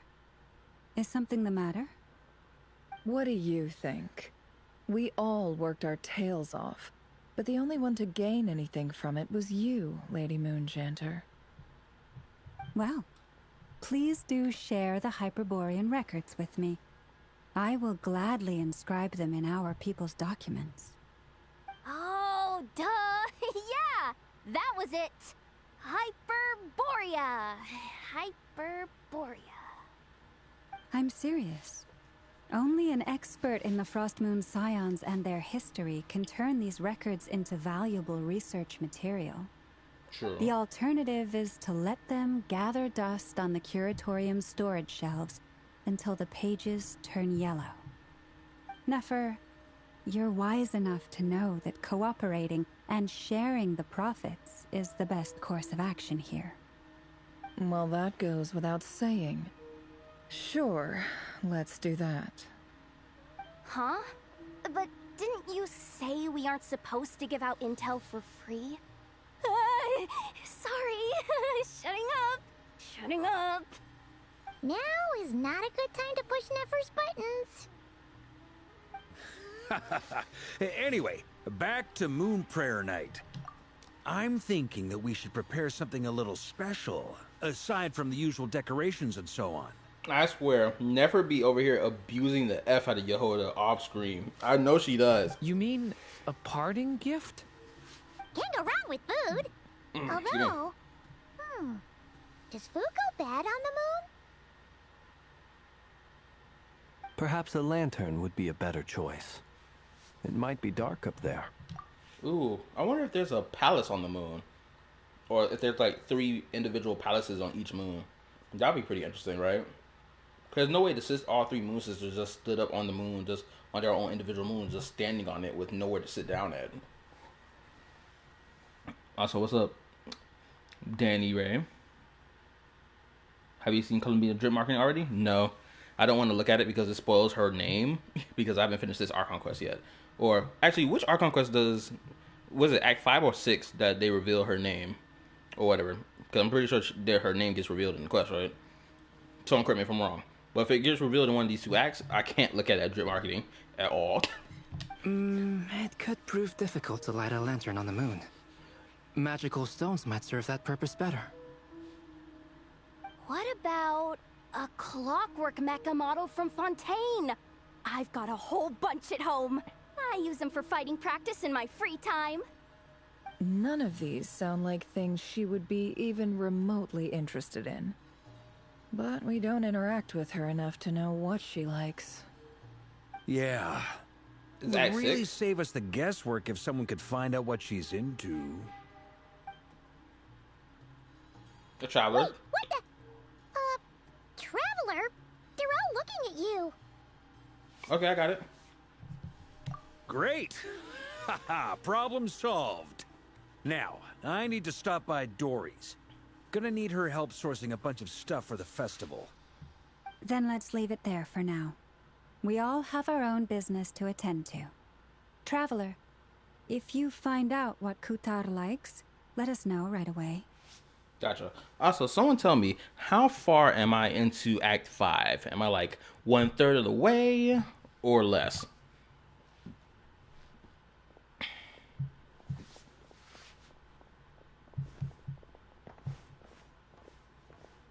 Is something the matter? That's my line, Duran. You seem a little down. I'm fine. It's just... I'm still feeling a little rattled after witnessing the horrors of the Abyss. But it's okay. This is something I have to work through. I'll be all right. Thanks for your concern. Well, don't put too much pressure on yourself. If you ever feel like something's wrong, physically or mentally, we're here to talk. Don't forget, I'm a member of the Knights of Favonius. You can always rely on me. Come on. Stop treating me like a kid. You kind of are, like, my guy. Like, legitly, Duran, you're the youngest person in the entire room. If we're being fucking for real. You was legitimately born yesterday. Let me look around, let me look around, let me look around. Do some interaction. You should get going. It's important that we ascertain what Kutar likes. Your body is just built right. Good Lord. This is one of the reasons why I love. Amen. Praise God. Thank you, Lord, for not making the world a sausage fest. Thank you on everything, I swear. Which is why we need a lantern guaranteed to work on the moon. Yes, I have a few ideas, but... No way these niggas talking about this. The lantern itself is the easy part. The real issue is how little we know about the lunar environment. Wait, you two are serious about this? Let's just say I'm intrigued by these shining magical stones that Mr. Albedo has mentioned. What shiny magical stones? Is this something we've encountered before? Also, I'm pretty sure these goofballs doesn't know that there's no air on the fucking moon. They'd suffocate. Could you do me a solid and try to smooth things over with Boss Neff? That's interesting. Alright, let me read. Half, I guess, Duran deserves a hug. Somebody hug that child, rip. He's a baby dragon. I know it's Varka trying to riz Llama on this quest. Yeah, he been spitting crazy game, and I respect it. Bro, I swear, if Genshin Impact was an R-rated game, we already know what we've been going down between Llama and Varka. They were like, oh, we just go for our private meetings to discuss future relations between the Frostmoon Scions and the Knights of Favonius. It'd be long, talkative discussions. Miss Lauma, would you accompany me into town? I think it'd be best if you saw the Frostmoon Scions decorations for yourself. Very well. Let's go. Ooh, wait a minute. I'm not gonna lie. That drape piece right there, that light blue with the black, that thing is so tough. Oh my goodness. Did I talk to everybody in here? Yeah, this is everybody. Let's go meet Columbina. Let's go ahead and just teleport.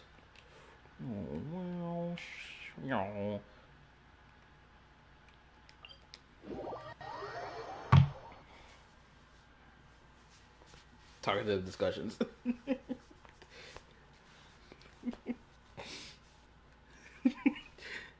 Talkative discussions. Yeah, I know it sounds redundant.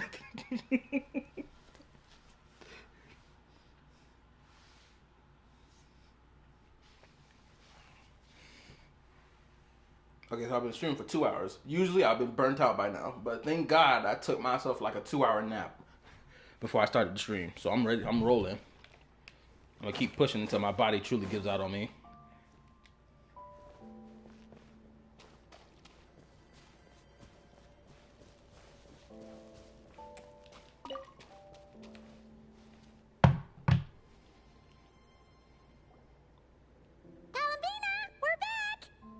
Where is she? She's not here. I can't sense her presence at all. Weren't there a few Kuhenki here last time too? Where did they all go? Maybe she took them out for walkies. Walkies? For Kuhenki? You're not pets, you know. Oh well, looks like we just came at a bad time. Let's try again tomorrow. I got a sneaking suspicion There's something still about to a few happen. days until Moon Prayer Night, so we're in no rush. Besides, she needs time to rest anyway. Fair enough, let's go.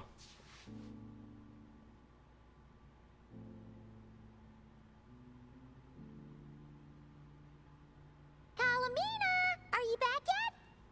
Oh, how strange. Looks like she still isn't here. Where the hell is this girl at? Right? It's not like her to spend so much time outside.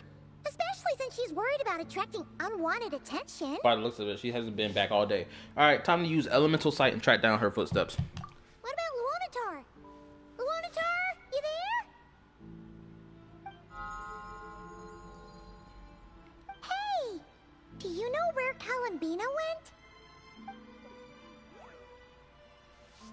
No. Sorry, didn't understand. But if you know where she is, could you take us to her? Don't tell me it's already happened to her. Don't tell me she done got smoked out and packed up by the world already this fast. No, it can't be. Sounds like I don't know. Yeah, that's even stranger. Paimon, look, the flowers. What about them? Oh, that's not good news. They change color when Calamina gets weaker, right? And they look super pale right now. Let me go find her. Good idea. She might know what's happening. Where did this girl go? Llama! Oh, hold up. There we go. Ah, it's you. How is Kutar? Is she okay? She's missing. No, she hasn't. I came here to check on her after I noticed the flowers had changed color. Based on past precedent, she must be very weak right now. Even getting up to walk would be a struggle. It seems unlikely that she wandered off outside. That means somebody got their hands on her. Not to mention that she doesn't do that at the best of times either. So yeah, this is super weird. Has anyone approached the hall lately? Also, I guess I should say this as well, because I more than likely already know who it is that's behind this. So, I kind of got spoiled. Granted, it's not really a spoiler, right? Because we knew that he was going to be here in NODKRAI. We already knew this back in Fontaine, right? I got kind of spoiled by the thumbnail of a reaction mashup of the Genshin Impact story playthrough. So, I know that this bastard is here. This absolute villain of a nigga. This diabolical individual. No. Very few people are in the know about Kutar's whereabouts. And if anyone suspicious had visited, they'd have left some sort of evidence. Come on, let's go to Nasha Town. If anyone has seen her, someone there will know about it. It's NODKRAI's information hub after all. Makes sense. Let's go!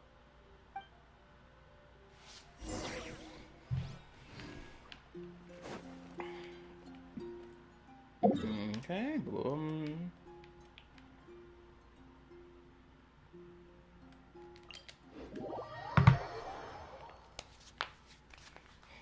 Also, for anybody watching the show right now, make sure to hit the like button for your boy. All the support is appreciated. It goes a long way. Also, I haven't done any reaction videos lately. And what I mean by this is I haven't done any in my pastime while, you know, just chilling by myself. Oh, shit. What was that? What was that damn cannon that's shooting at me? And they hit me. Oh my goodness. That damn freaking, what you call it? Them bastards won't leave me alone.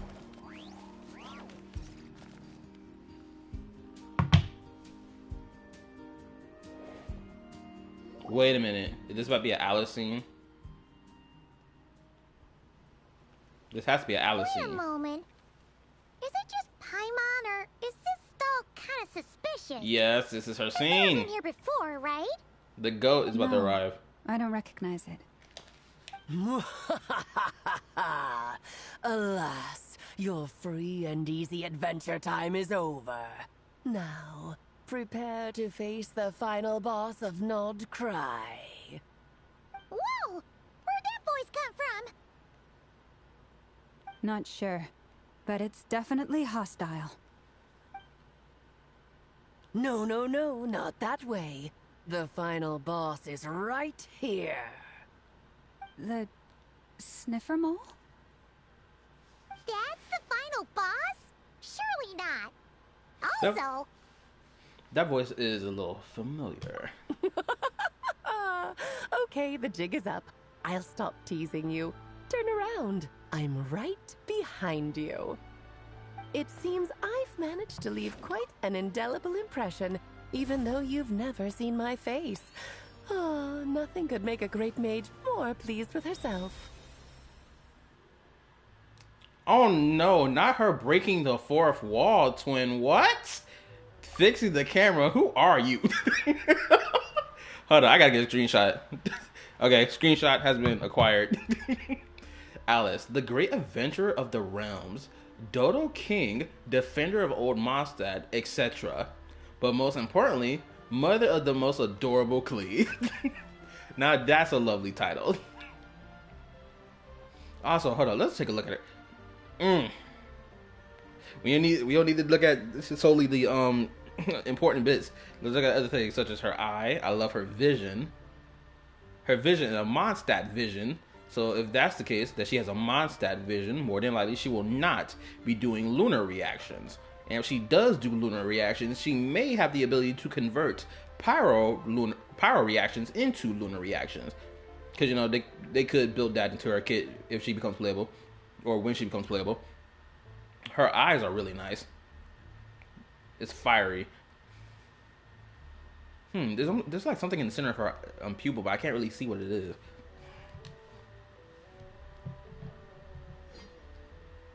What else can I see from her outfit? Her hat, I really like her hat.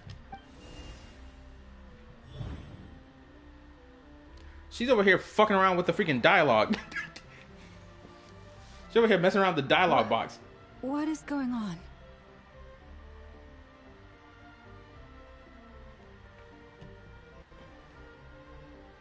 Hold up. What was that dialogue box? Seems like we're going, even though you, although I can make a great mate. Okay, never mind. She just slapped her name on it. I've heard that all the big shots in Teyvat have long, wordy titles that stun people speechless when they make their entrance. Unfortunately, none of them are affiliated with the Hexenzirkel. Look how and we smooth her ourselves animation keep a is. very low profile. The notorious name-dropping doesn't quite work for us.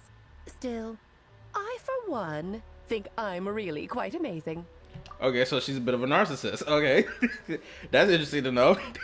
So that didn't stop me from coming up with a title anyway. This woman is so fucking bad. Like, oh my gosh. Whoever was the man who put this ring on that finger and got this woman pregnant, you are a 10 out of 10 man. Truly, you are. You are a legend worth speaking about. I hope your name is not forgotten. We must speak your name. Like, good lord. Hold up. This is also screenshot worthy. I'm gonna leave it alone, and okay. Alice, it's really you this time? Not a lantern or a Dodoko, but Alice in the flesh? Oh, hold up, my bad. Let me read.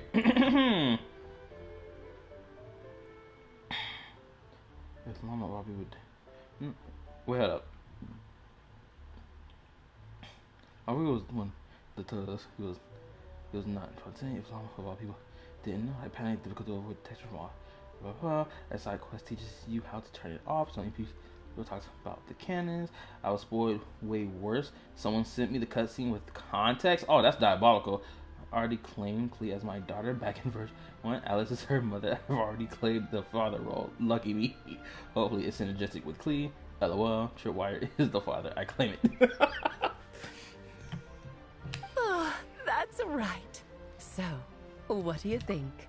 How does it feel to finally meet me? Oh, wow. I didn't notice that other piece of her hat that's on top. I didn't even notice that before. That feather? And look at her. She's over here posing. She's over here aura farming. Oh, my goodness gracious. This woman's something else. She heard the term aura farming and she started doing it. She was like, oh, am I cool now?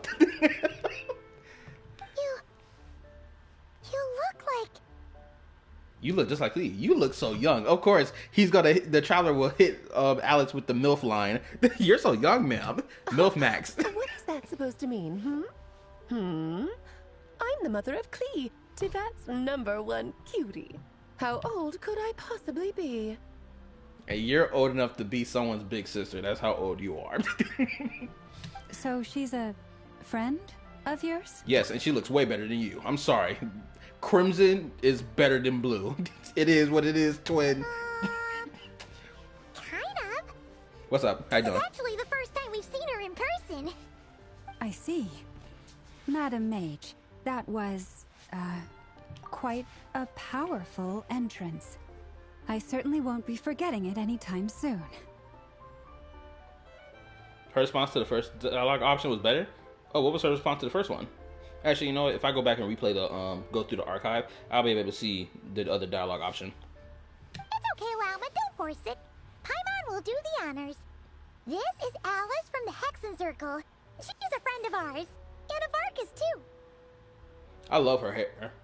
She got the white thigh highs going on, the crimson red dress with the blue. Oh my slap. Her fit is just nice. That's right.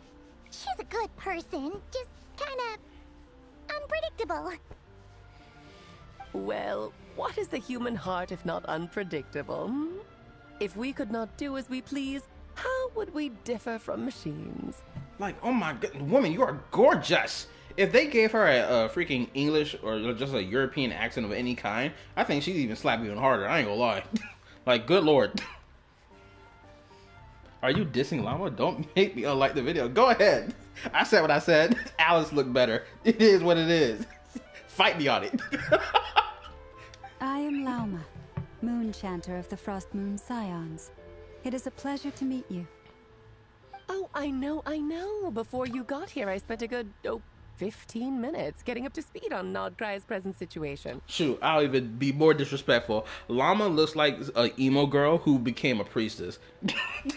In other words, I've read the whole in the last episode part, so we can skip the pleasantries.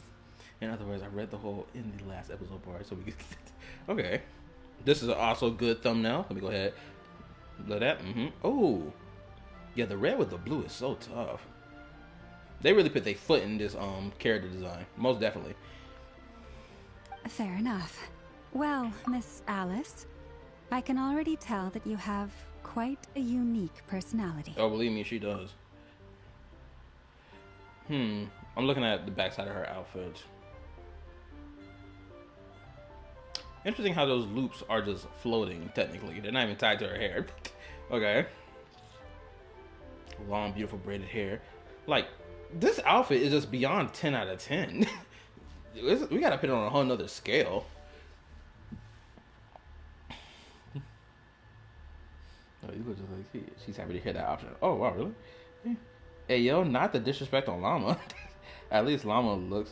At least Llama looks naked at some angles. That's cool and all that she look naked at some angles. That's fine and dandy. But she's not beating out this MILF over here. I'm sorry. It is what it is. He'll get used to it. Paimon sure is. So anyway, what are you doing in NODKRAI, Alice? Oh, I thought I told you already. This time, I'm the final boss. So expressive. And what a formidable foe I shall be. Powerful, confident, decisive, and good luck finding my weak spot. You will never succeed. I'm going to send a formal request for Jean to put you in solitary confinement. Okay, that's valid. Actually, she needs to go there with her daughter so they can spend more time together. What else was I about to say? Hold up. Oh yeah, if we were to go into a 1v1 with Alice, yeah, she's most definitely cooking our shit. There is no way I see the Traveler winning that fight. Hands down. If anything, I believe Alice would smoke the majority of the cast in the entire game. The only ones that's probably going to give her a fight is the Archons. Let's be fucking for real. Even then, it's going to be... I feel like she'll still put her foot down. Neuvillette seems like he'll be the most problem in my opinion, but... you know what? Neuvillette may be the only one that will be a problem for her. But even then, I feel like she got this sneaky trick up her sleeve that will let her take the W. Oh, drat. My one weakness, and you found it in an instant. Fate has been dealt a devastating blow. Thus falls the great Dodo King. Why are you playing along with this nonsense? Why am I playing along with this nonsense? Did you forget who this woman is the mother of, Paimon? What the hell is wrong with you? For funsies, of course. What's wrong, Paimon? Are you disappointed in me? Am I a gigantic letdown? Well, by some people's logic on the internet, the Nigerian perspective, he believes that Alice's character building, or rather her build up and hype for her character, was lackluster in comparison to the architect in Withering Waves. You know, the nigga who was only talked about one time and showed up only twice throughout the entire story, or rather one time before his physical body reveal in version 2.7 story. And this nigga tried to be like, oh, he was better than Alice and Varka. Nigga, shut the fuck up. Like, what type of comparison is that? Sorry. I had to answer her question because it's like, I already know the answer to this question. There's niggas out here who really believe that the reveal of Alice and Varka is letdowns. I don't understand that nonsense. Especially if niggas been waiting for these characters for fucking 5 years straight. No, it's just... you seem like a busy lady. And this is the one time you've shown up in person. Paimon figured it would be for something more high stakes than just goofing around. Paimon, that means you completely misunderstand who Alice is as a person. I can't wait for somebody to try to use this as an argument to be like, this is why Alice's character is bad, because she's only appearing for goofy moments instead of high-stake moments. Watch, someone's going to make some retarded-ass argument like that. You're quite right. I'm here in NODKRAI because something big happened. Something big enough it caught the attention of the Hexen Circle.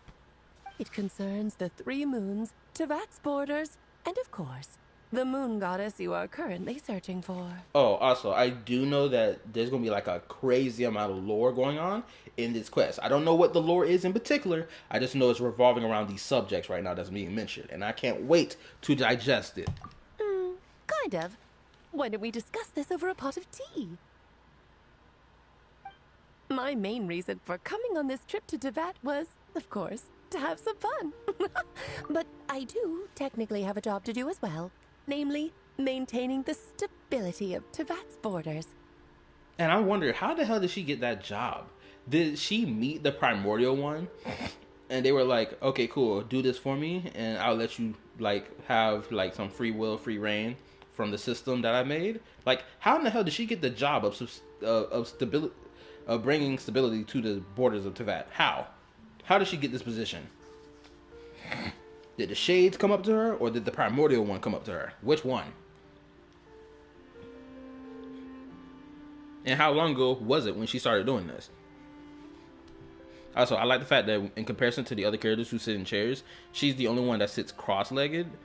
Because I don't remember Nefer sitting cross-legged in the chair. Unless it was in an animated short.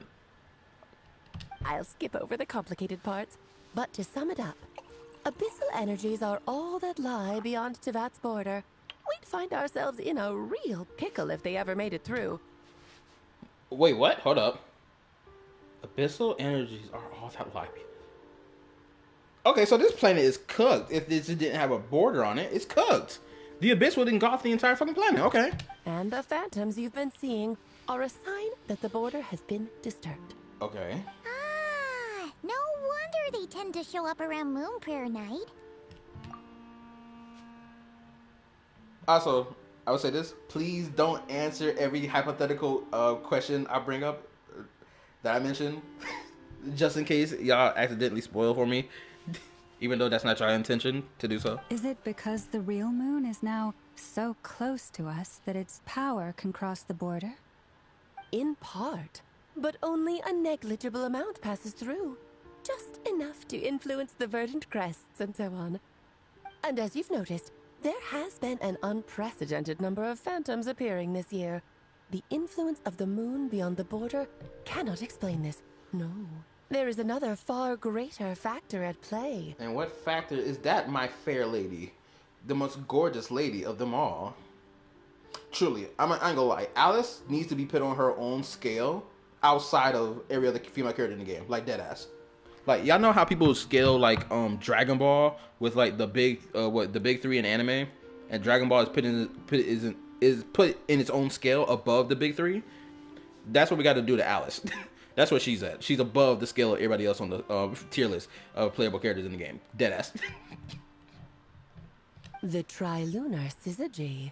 Excuse you? A trilunar syzygy. Eons ago, before the heavenly principles came to Devat, it was the then 3 moon goddesses who controlled the laws of this world. You're talking about life, death, and such, aren't you? Oh, that's exactly it. The 3 goddesses split these powers amongst themselves, promising never to consolidate them into one singular body. This was meant to keep the world stable. Okay. But, fast forwarding to the present, the eternal moon's marrow is with you, while the iridescent moon's marrow, which should never have appeared in this world, has been retrieved. Add that to the presence of a moon goddess in the flesh and... the power of all 3 moons is gathered here in NODKRAI. There hasn't been an event like this since the War of Funerary Flame. And it's having a noticeable effect on Tevat's borders. Why are you so concerned about said borders, if I might ask? I'm starting to see new people pop up on the stream. What's up, what's up? Make sure y'all hit the like button. Thank you, appreciate it. Because I wish to give my darling daughter a peaceful, sunny environment to grow up in. Is that a good enough reason? Yes. I would die for you, woman. Dead ass. Oh, you want another child? Cool. I got you. Oh my goodness, this woman is immaculate, like dead ass. on everything. She is so fucking immaculate. Bro, I ain't gonna lie. As I'm sitting here thinking about Wuthering Waves and their female characters, I'm sorry, none of them holds a candle to Alice. It is what it is. Like, there's some female characters that I really like, right? I like their character design and whatnot. But, like, none of them is holding a candle to Alice. HSR, the only one close to rivaling Alice for me in HSR is fucking Cyrene at best. And I say at best loosely. Kinda sounds like you're dodging the question, but it does make sense. For Zenless Zone Zero, I haven't met Sue yet, the new Void Hunter character yet in the story. Actually, yes, I did at the end of the previous update of 2.3. But even still, she doesn't hold a candle either. Well, that's one reason anyway, and the most important one. The others are a little complicated to explain. For instance, cleaning up after dearest Miss R.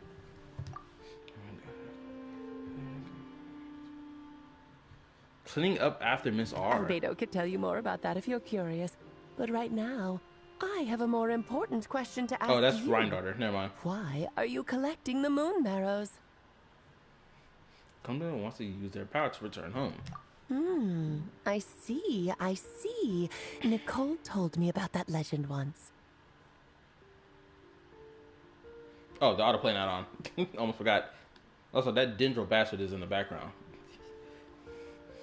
Hold up.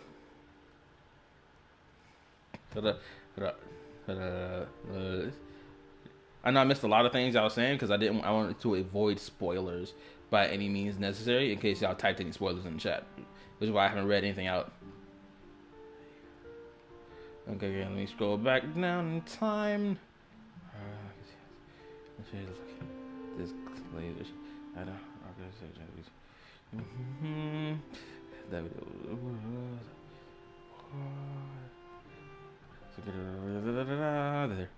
there is an Alice final time loop on Heavenly Principles law. Yada.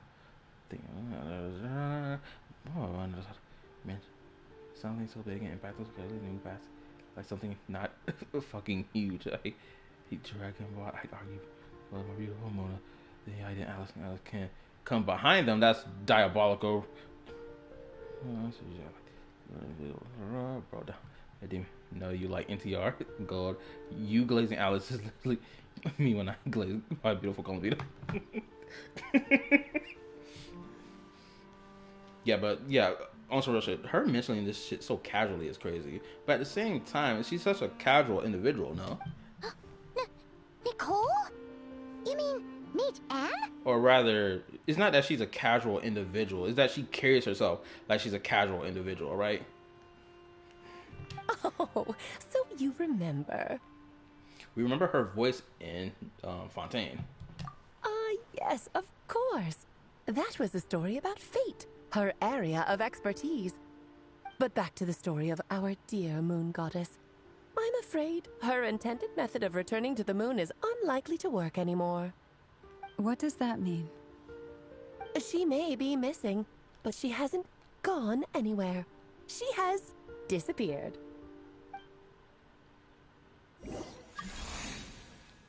Once long ago, the young lived, walked the line between dreams and reality. Ooh, the loading screen is different now. Or the loading icon. Oh, we switched perspectives? She's just chilling. The dog's all out and everything. She must be freezing. Someone come put some socks on this girl's feet. My body is so heavy. Wait, no. It's my mind that's heavy. My arms and legs are as light as a feather. What's happening to me? I feel drowsy, like I've been asleep for too long. Is it daytime or nighttime? Is the moon out? Are you finishing Act 5? That depends. How much longer I got till I finish Act 5? Because I do not know at all in what point I am in the quest. Like, I don't know if I'm almost done or if halfway. You feel me? Because sometimes I love to yap for a long period of time and then I find out I'm not even 1/3 through the quest.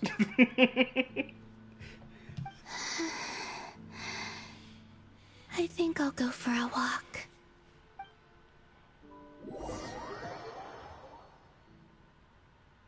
Leave me alone, Jesus. Damn it.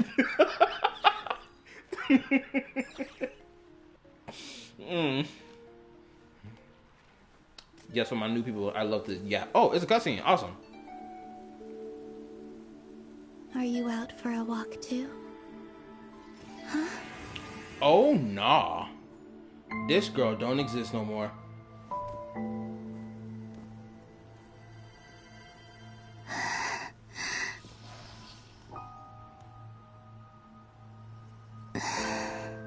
The day has come at last. Yep, she vanished from existence. I knew it.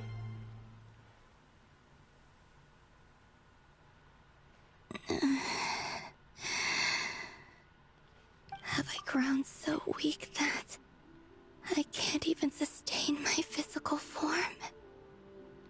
Just vanishing into the mist. This gotta fucking suck. For real. Like, bruh. Oh, man. But Moon Prayer Night is nearly here. I was so close to returning home. Death is near. Is this how it ends for me? So tragic. Will I return to the moon after I disappear? Or...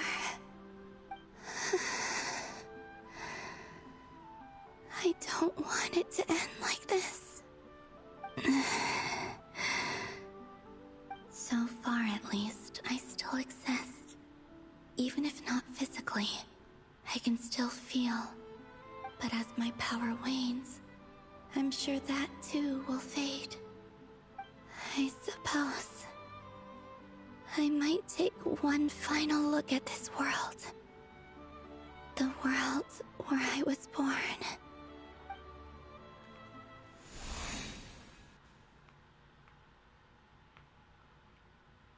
Don't let it slip away. Oh, man.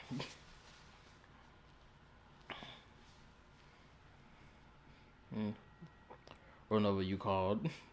Because there's a part where there's no stopping point and going straight to a little bit mid Act 5. Or mid Act 6.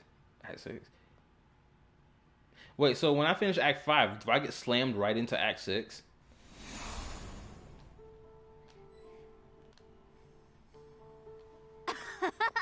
Come on, come on! Wait for me! The Frost Moon Enclave. How much it has changed since I was born. Bro, what? Dead ass? So I think there's no break pause in between. They're just slamming us right into Act 6. You'll be forced for another 10 to 15 minutes of dialogue. Okay.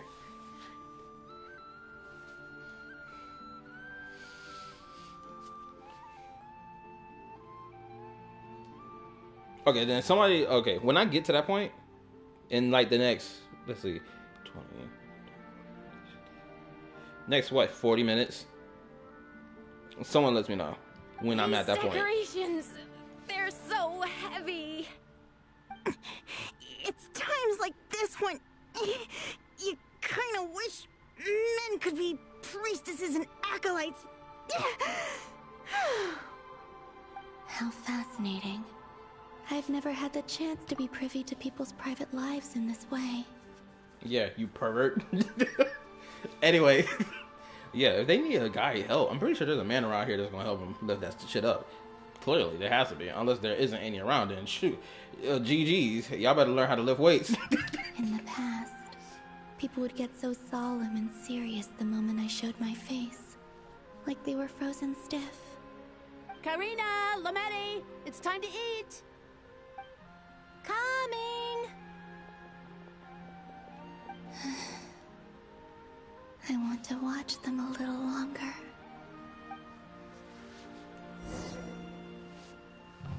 Oh, we get to be this lingering ghost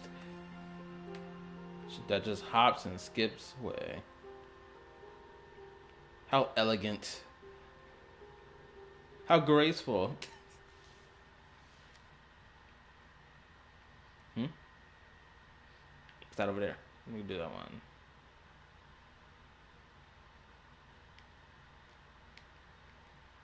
Wait a minute. I'm pretty sure this is one of the. No. I'm about to make a really dumb comment. Never mind, forget it.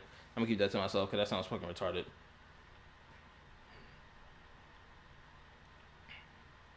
I'm sure you're both tired from playing all day. Come on, eat up. A plain, humble meal. That has always been the way of the Frost Moon Scions. Huh? How come Lametti got a midsummer berry dessert? I always get Lockaberry. I don't mind sharing. You can have a bite of mine if I get to have a bite of yours. They're sharing food? I've never shared food with anyone before. Even at the Harbinger tea parties, everyone just ate off their own plate. I mean, naturally, because that's a tea party. Like, what the fuck do y'all niggas look like sharing each other's food off of their food after your plate? Like, bro, that's my plate. Step off. Or you go get your fingers knocked off. Which one you want? Oh my goodness, I just remembered something crazy that happened at my job today. I was going to talk about it. Hold up, I'll wait till later. And when I couldn't finish my food offerings from the Frost Moon Scions, they'd leave the leftovers out under the moonlight for the animals to claim. Hey! That was 2 bites! Oh, then you can have another bite of mine. Bro, you sat here and scarfed down his food, twin. This is why we don't share around here. Oh, you too. Oh, don't fret now. Here, have some of Granny's too. So this is what it means to be family. Oh, look, she's smiling. She's loving it. Also, without a shadow of doubt, I believe Sandrone will be a Geo character. So she will be the butt buddy of Columbina. Most definitely. I can see it.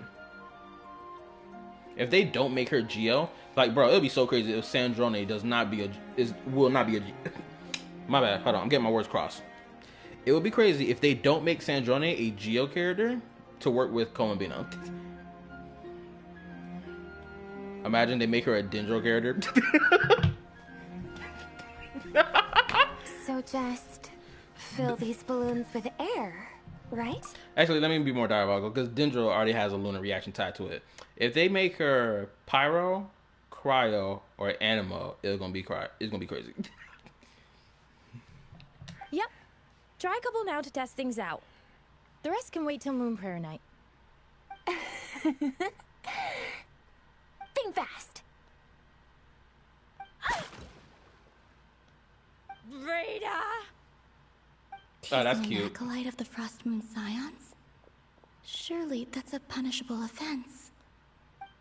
Take this!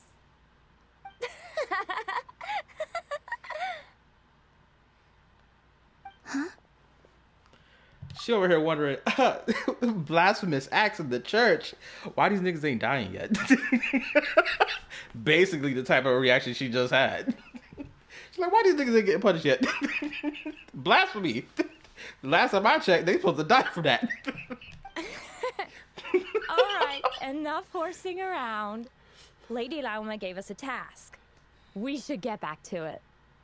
The task is just to check that the balloons don't leak, right?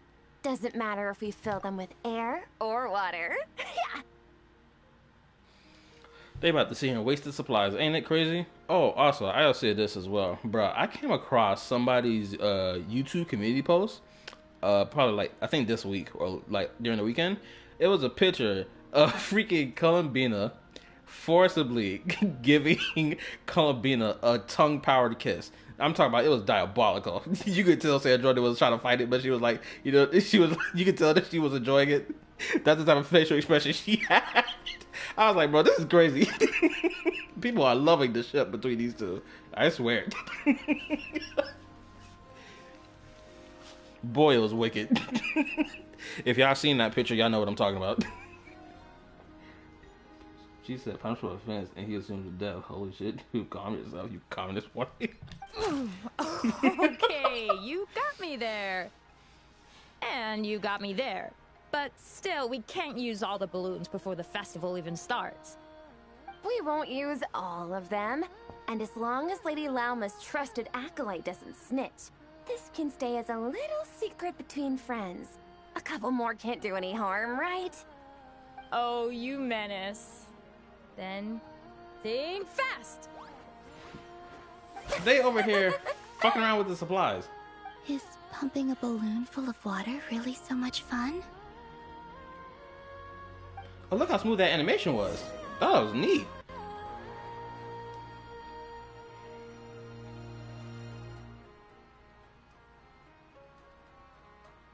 I'm seeing so much that I'd never usually get to see. They'd never act like this when I was around. It's nice, being able to just watch people in peace in these final moments. I mean, yeah, obviously, they didn't act like this when you was around. Like, think about it. Like, do you expect people to be laughing and joking around if Jesus Christ was walking in front of them? You better believe everybody's gonna be on their damn knees looking at the damn dirt. Looking at his feet as he walked past. Because we know what time it is. We know what the deal is. Like, what? Playing games while the Son of God is here? Absolutely not. You won't dare see something like that. What a rare opportunity. I think I'll go take a look around Nasha Town, too. Maybe the Traveler will be there. Let's hope she makes it there. Please fast travel me to this area so I don't have to teleport.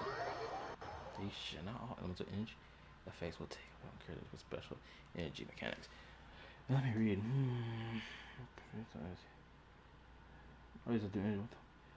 Oh, no. Don't dirty my girlies like that. Unfortunately for you, your girlies have already been dirtied by the community already. Yeah, they be swapping like crazy spit. Yes, there are a lot of smooth animations for this. It's very good. And back to the whole smooth animation part. Like, bro, this is one of the reasons why I don't fully agree with this narrative that's continuously being pushed of Genshin Impact has not improved at all as a game. Are there things that they still need to improve on? Yes, obviously. We all know this, right? But to make the claim that there has been no improvements at all on anything is by far the most bullshit point I've ever heard people say. Oh, the audio not playing, so I gotta read this. After the War of Fury Flame, the Moon Goddesses were no longer recognized by Teyvat. They lost the whole foundation for their existence. Yeah, because they got their roles stolen from them. Or if I remember correctly, they handed their roles over to the Primordial One, aka the Heavenly Prince. Lost, especially with how that dragon AI Sentry thing was talking about how the Moon Sisters had betrayed them. That's why the Moon Goddess cannot withstand the world's rejection of her. It's just like what Columbina said, the world itself is rejecting her. To be more pedantic about it, the Moon Goddesses did something to offend the heavenly principles, and that's why they were ousted. Something of a recurring theme in Teyvat's history.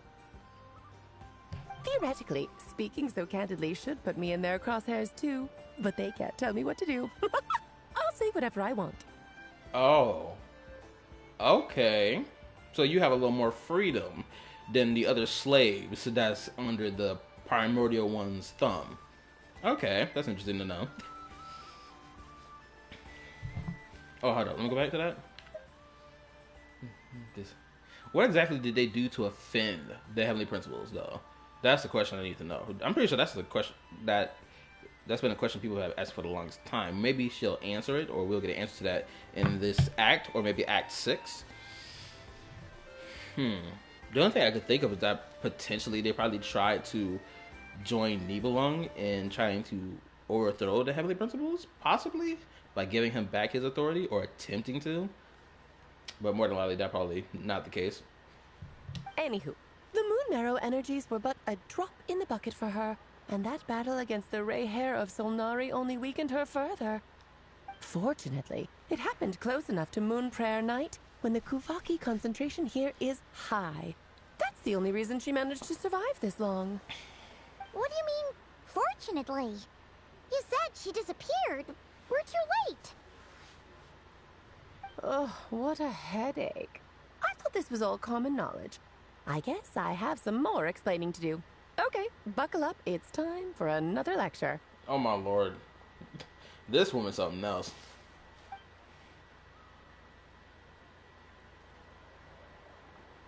Now, I said earlier that the Moon Goddesses lost the foundation for their existence. Okay. The reason for that has to do with the natural order. Basically, the rationale for their existence in Tevat was lost. The same logic applies to the present Moon Goddess, too. Consider her existence so far. Her comrades in the Fatui called her Damselette. Okay. And she was worshipped as Kutar by the Frost Moon Scions. But these connections have now been severed, whether by her hand or yours. Oh, shit. So, the rationale that once sustained her existence is now gone. Wait, we did that to her? Basically, the identification of her doesn't exist anymore. And we fucking fucked her over to the max. Would this imply that she doesn't exist in Irminsul's information anymore? If this is the case? If I were to apply it to that?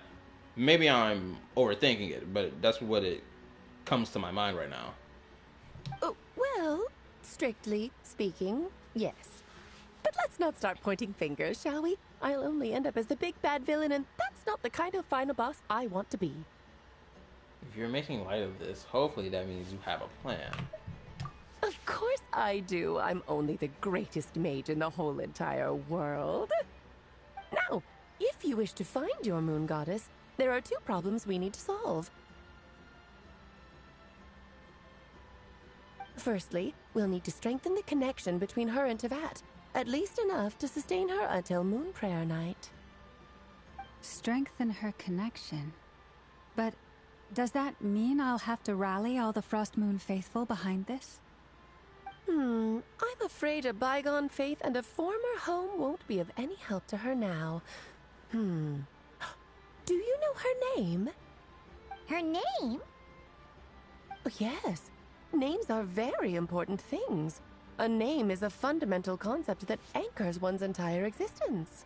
Oh wow, I'm about to see Genshin Impact do a better job with this whole anchoring someone's name and their existence than what the fuck Wuwa did with Yuno. Isn't that a surprise? The game that's supposed to be such a dog shit, how is it that they're about to do this better? And they haven't even started yet. Then your first job is to find it.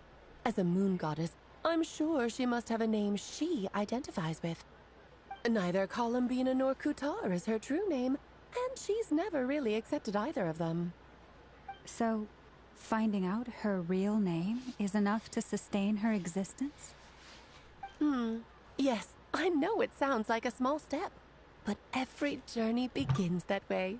So for now, that's all we need to focus on. Oh my goodness, I just remembered. I just had a crazy realization.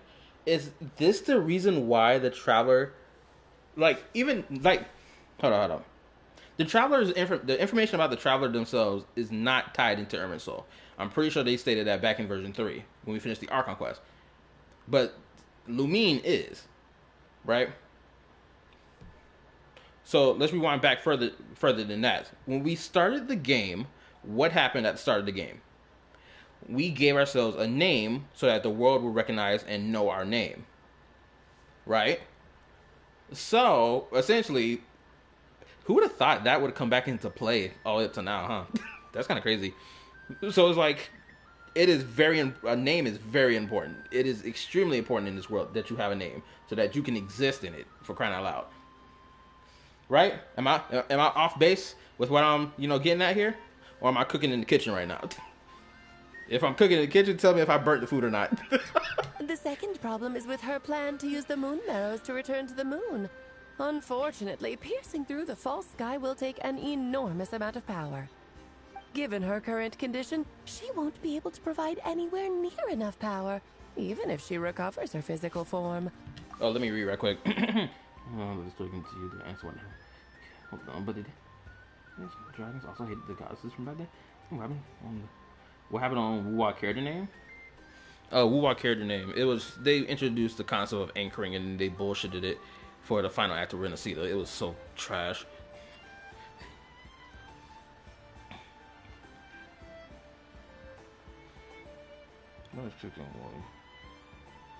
We did the same thing with Nahida, with Wanderer 2. New identity, new name, Nahida's idea, and Durin, same name, same fate. Chance to try for a better ending. Yes. No. Wait, hold up. Yes. No one called MC Aether me. They were always called Traveler. The only attachment right now is the Nat Lee's name calling MC Trumani. That is also true. Like, they've been really... It's kind of crazy. It's like, this whole naming thing hasn't really been, like, a main focus theme, right? In, like, one region or whatever. It's been something they've been, like, drip feeding us for the longest time, and now it's really punching hard into the main story for why it's a thing, right? And I really like that. That's one of the things that, in my opinion, Genshin succeeds in with this whole drip marketing thing. I said drip marketing, but it's kind of the same, isn't it? Just drip feeding us these little bits and things before it kind of punches into the main story. But no need to fret. Nicole's the expert in this field, and I'm sure she'll figure something out. Wait, Mage N is going to help us out too? That means we've got 2 Hexacircle mages on the case. This is turning into a pretty big deal. Actually, this is more of a side quest for me. How come? Like you said, I'm a busy lady, so I can't stay for too long. I'll have to return to Tevat's border soon. Thank you for telling all of us this. Thank you for telling us all of this. I wonder, is Tevat's border where the Traveler and their sibling was at the start of the game? Is that where the border is? That would make sense for where the border is, no? Because they were standing on a platform, which I still remember that theory that dude made so long ago, claiming that that platform is essentially where we get on the Astral Express from Star Rail. If that shit turns out to be so fucking true in the future, I'm going to be rolling around in my fucking grave. Actually, not grave, my bed, because it's going to be so freaking crazy if that turns out to be true. Man. That's the upside you get for looking out for my little Klee. Hopefully that will incentivize you to carry on keeping her company in the future. Anyway, jokes aside, you'd better get moving. It will take quite a miracle for the Moon Goddess's consciousness to hold out till Moon Prayer Night. Oh, I suppose I might as well tell you where Nicole is before I leave. Off you go now. Time to meet your new friend. Oh, yes, and a little suggestion. Don't forget to mind your heads. This woman loves being playful. She just loves doing it. I wonder if she had many friends growing up. I'd have to assume that she either had friends or she didn't. Because, like, only so many people can deal with playful behavior like this. What? I wonder how Durin's doing. I should really go see him before I head back.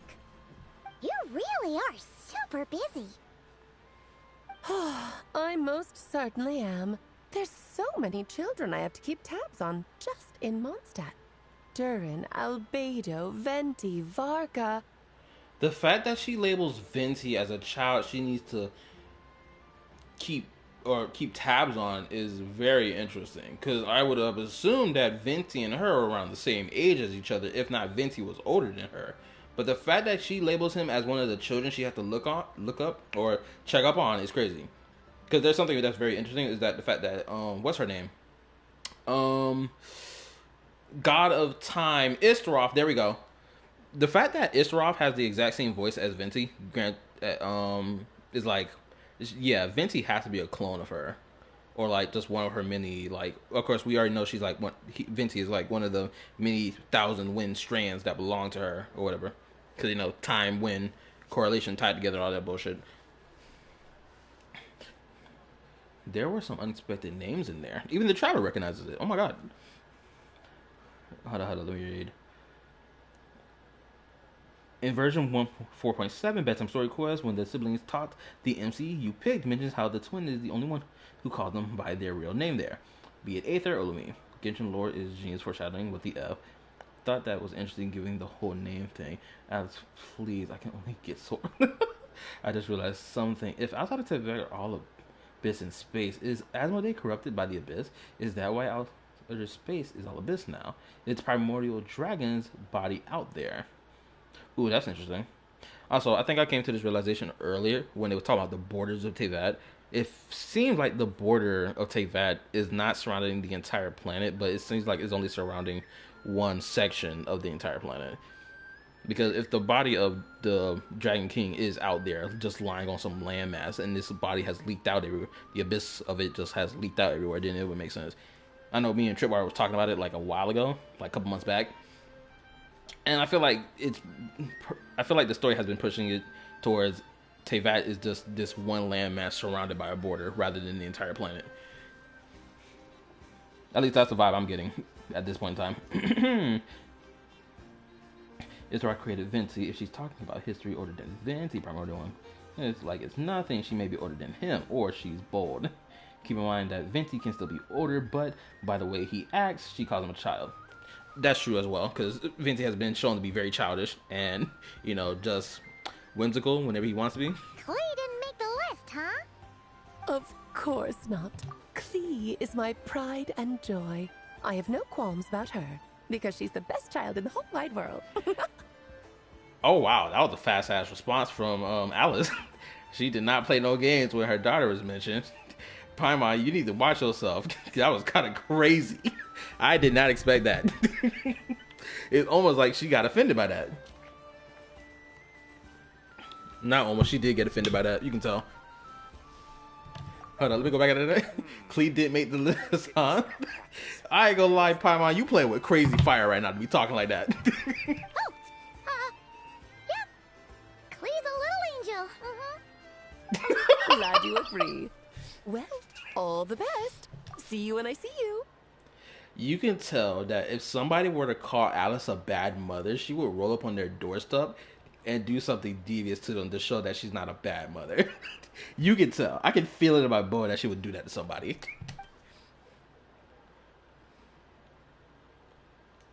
She left in a hurry. Yeah. She didn't pack up her stall.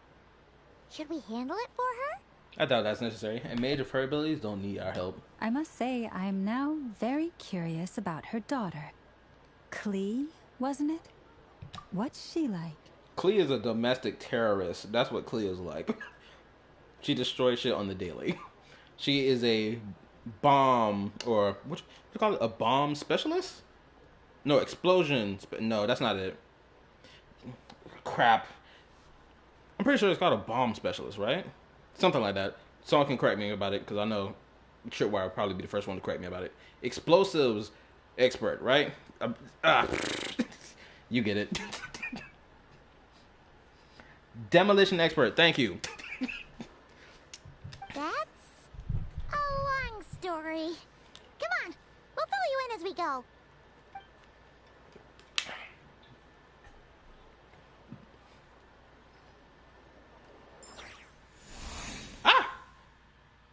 Oh, are we getting to that point of like transitioning into Act 6?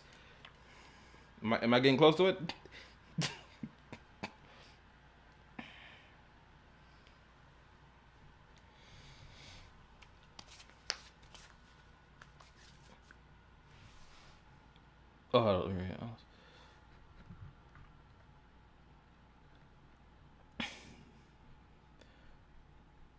Also regarding Venti and Isra, the Natland event quest, the resort one, gave us some clear answers and hinted at others that they open.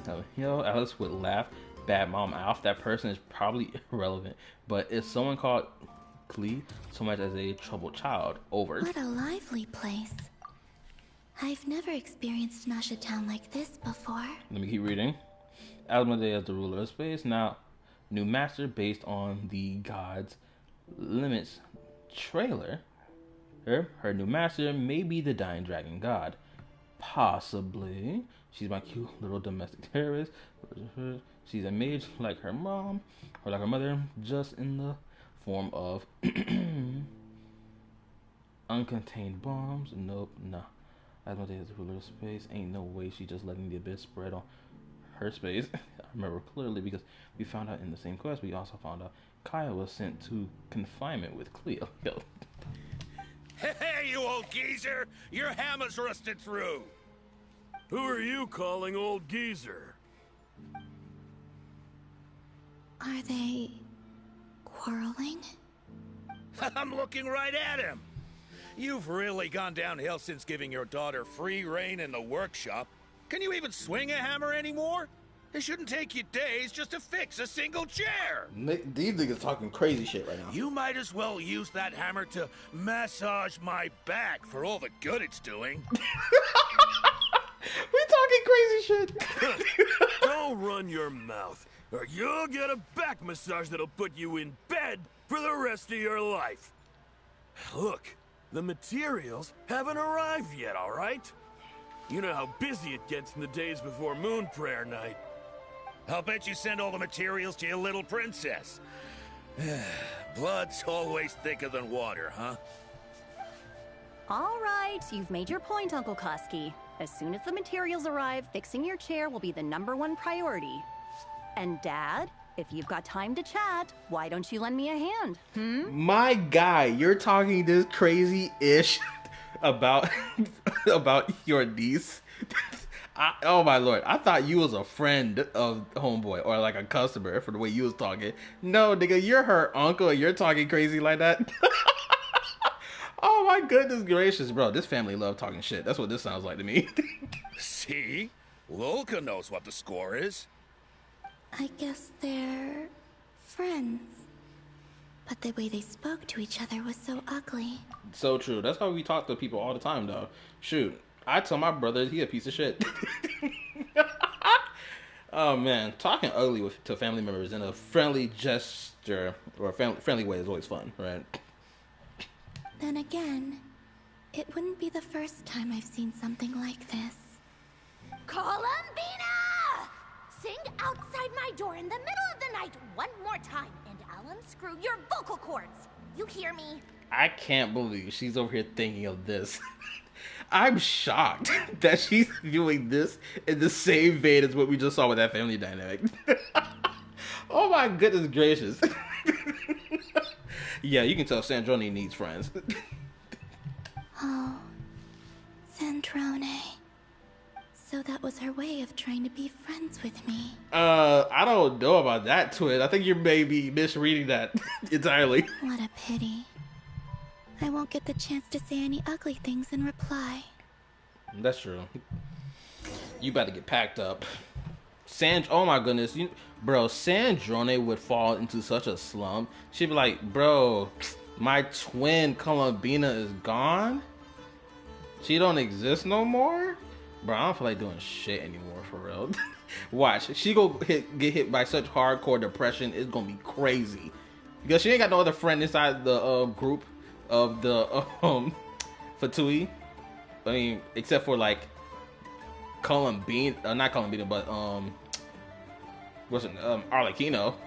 But like, even then it's like, bro. Hey, have you decided what to give her for Moon Prayer Night? I sure have. She's gonna get the surprise of her life when she's least expecting it. Then I'll whip out the ring and pop the question. The surprise of her life. What a fun turn of phrase. Cool, I get the picture. You can spare me the gushy details. Ooh, looks like we have a customer. They had Senora too. I forgot. Senora don't exist to me as far as I'm concerned. She died long ago. We don't care about her no more. Bro, I know so many people are waiting for the day that she comes back to the story or becomes alive again. Because the way that nigga Jester was talking, they sound like they were gonna bring her back to life or some shit in the old world, as he said in the trailer all them years ago. But she don't exist. Hello there, ma'am. Would you like some Moon Prayer Night candy? Huh? Is he talking to me? Can he see me?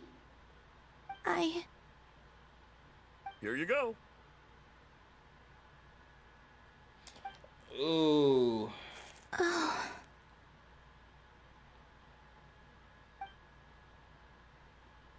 Come back anytime. Right. Now, where were we? That hurt.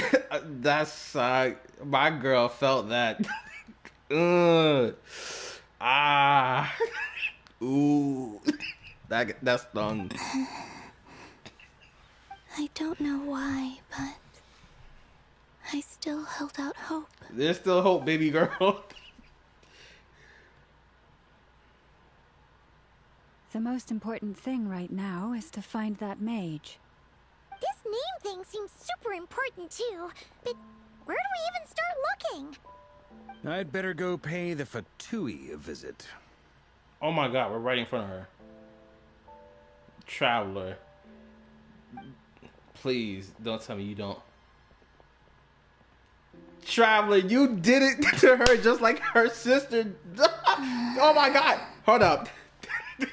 I need to say this. Please give me the time to say it, please.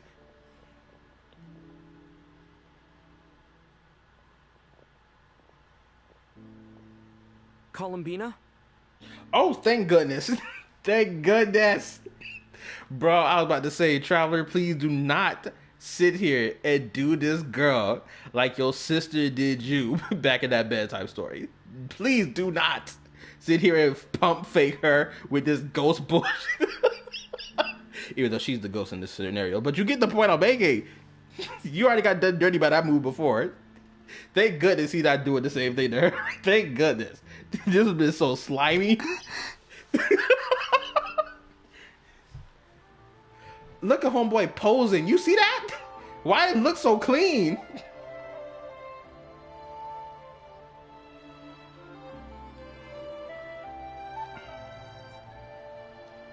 Traveler? Hold up. Bro, that was the cleanest aura farm I've ever seen the Traveler do ever in the whole game. Bro, can we name another moment like that? Just a clean aura farm. Just, you see the fit?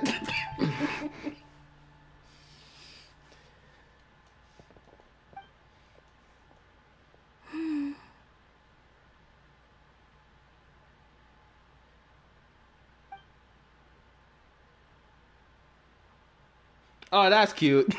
I like that. She's gonna follow the squad. I like that.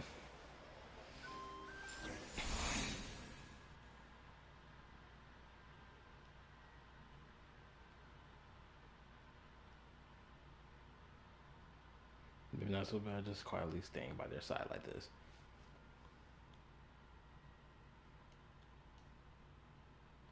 It's already 12:54. I'll have to end the stream when it gives me space to end the stream.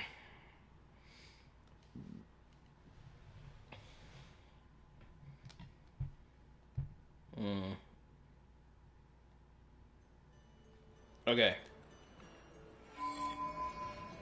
I think this would be a good stopping point.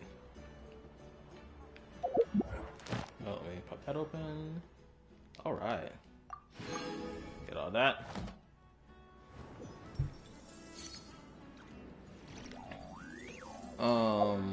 Yeah, I'm really enjoying this quest. I'm dead ass. Like, I'm really enjoying this shit. It has been very enjoyable so far.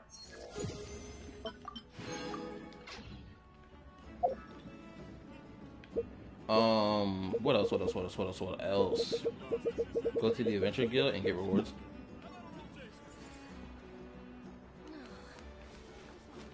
Yeah, obviously. I gotta go farm the freaking domains or the EXP thing before I go to bed tonight. But what else? You would have been almost done if you were okay. I'll take your word for it. All things come to an end.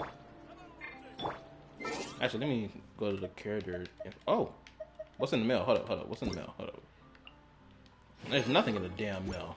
It's useless shit. Anyway. Okay. So, tomorrow, or, yeah, technically later today, I'm going to continue Act 5 until I finish it.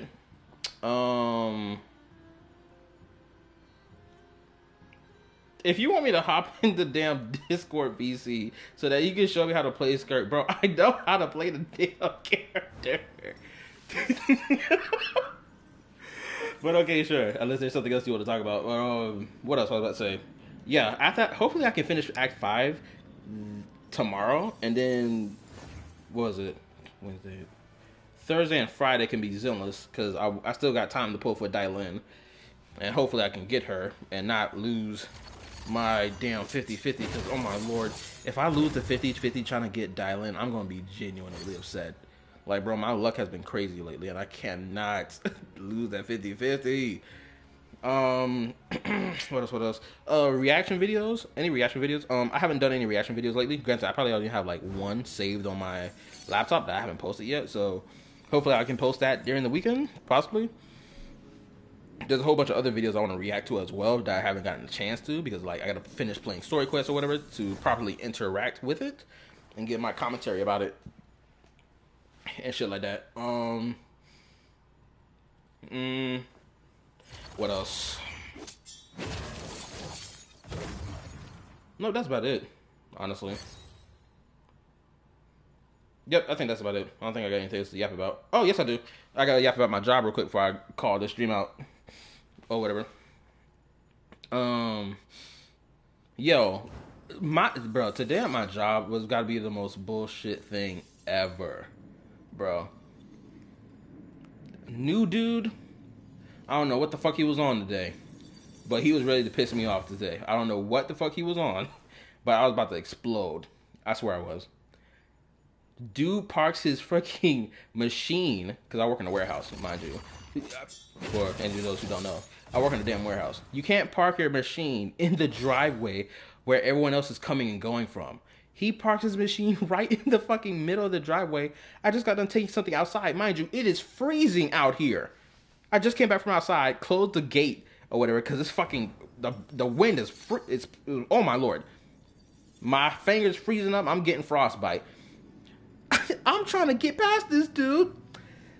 This nigga sits here having a full-blown conversation with another manager or whatever about whatever the fuck they're having a conversation about. I'm over here blowing the horn, beeping it. I'm saying, excuse me, I'm being polite. Bro, tell me why this nigga comes around from the machine, he gets on his machine or whatever, and he moves it, or the manager moves it slightly or whatever, and then he responds to me with this smart ass type response of, oh, why didn't you just move it? I'm looking at this nigga like, because I didn't want to move your machine without you knowing, dumb ass. The fuck? And he got one of those those light sounding voices that sound soft, and like you can tell it sounds like the voice of a brat when he speaks. Right? So I was just like, I even told him, like, bro, if you have a conversation that you need to have, move your stuff to the side so it won't be in the way, because you know people come in it back and forth through this area, right? Type shit. And it's like, bro, was he gay? I think he is gay. I ain't gonna lie, because apparently I guess somebody else told me that he was gay. Whatever. Hey, that's just me assuming though, because I don't really know if he's gay or not. But I'm gonna assume that he is. But like, bro, I was just like, come on now. We came here to work as a team today to get the job done. You be one of the first people bitching about why the hell we gotta stay an extra 30 minutes to an hour getting shit out of this building before we clock out. You be one of the first howling like a bitch about it. And it's like, okay, since you're one of the first to be howling like a bitch about it, how about you move your shit out the way so that I can go do my job, motherfucker? It's like, bro, like what the fuck is up with people these days? It's like, bro, if you over here having your little problem or whatever going on and that you gotta deal with, don't sit there and bring that energy towards your coworker, because I promise you this, I was ready to let him have it today. Because he been bullshitting a lot lately with XYZ about all this bitching that he be doing. And it's like, bro, if you didn't come to work, take your ass home, bro. I don't feel like hearing this at the end of the damn shift of, oh man, we gotta stay an extra 30 minutes to clean. We gotta stay actually 30 minutes to fucking get the material out that we need to get out before we get out of here today. Like, shut the fuck up and do your job, twin. Damn. I ain't come to work to hear complaining 24/7. I'm tired of that shit.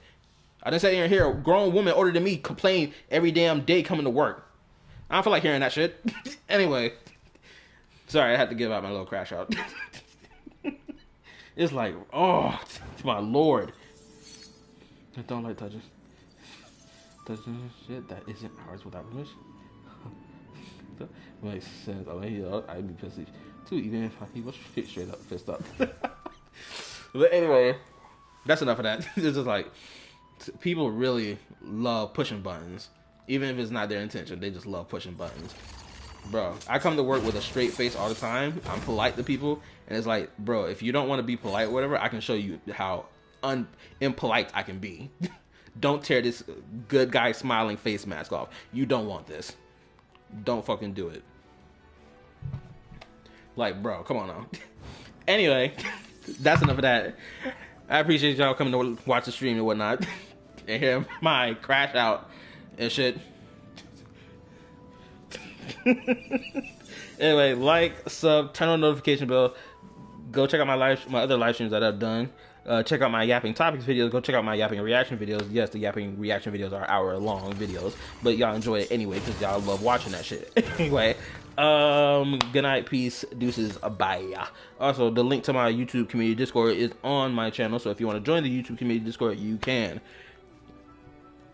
Is there anything else? Nope, that's it. Bye, peace. Oh, my lord.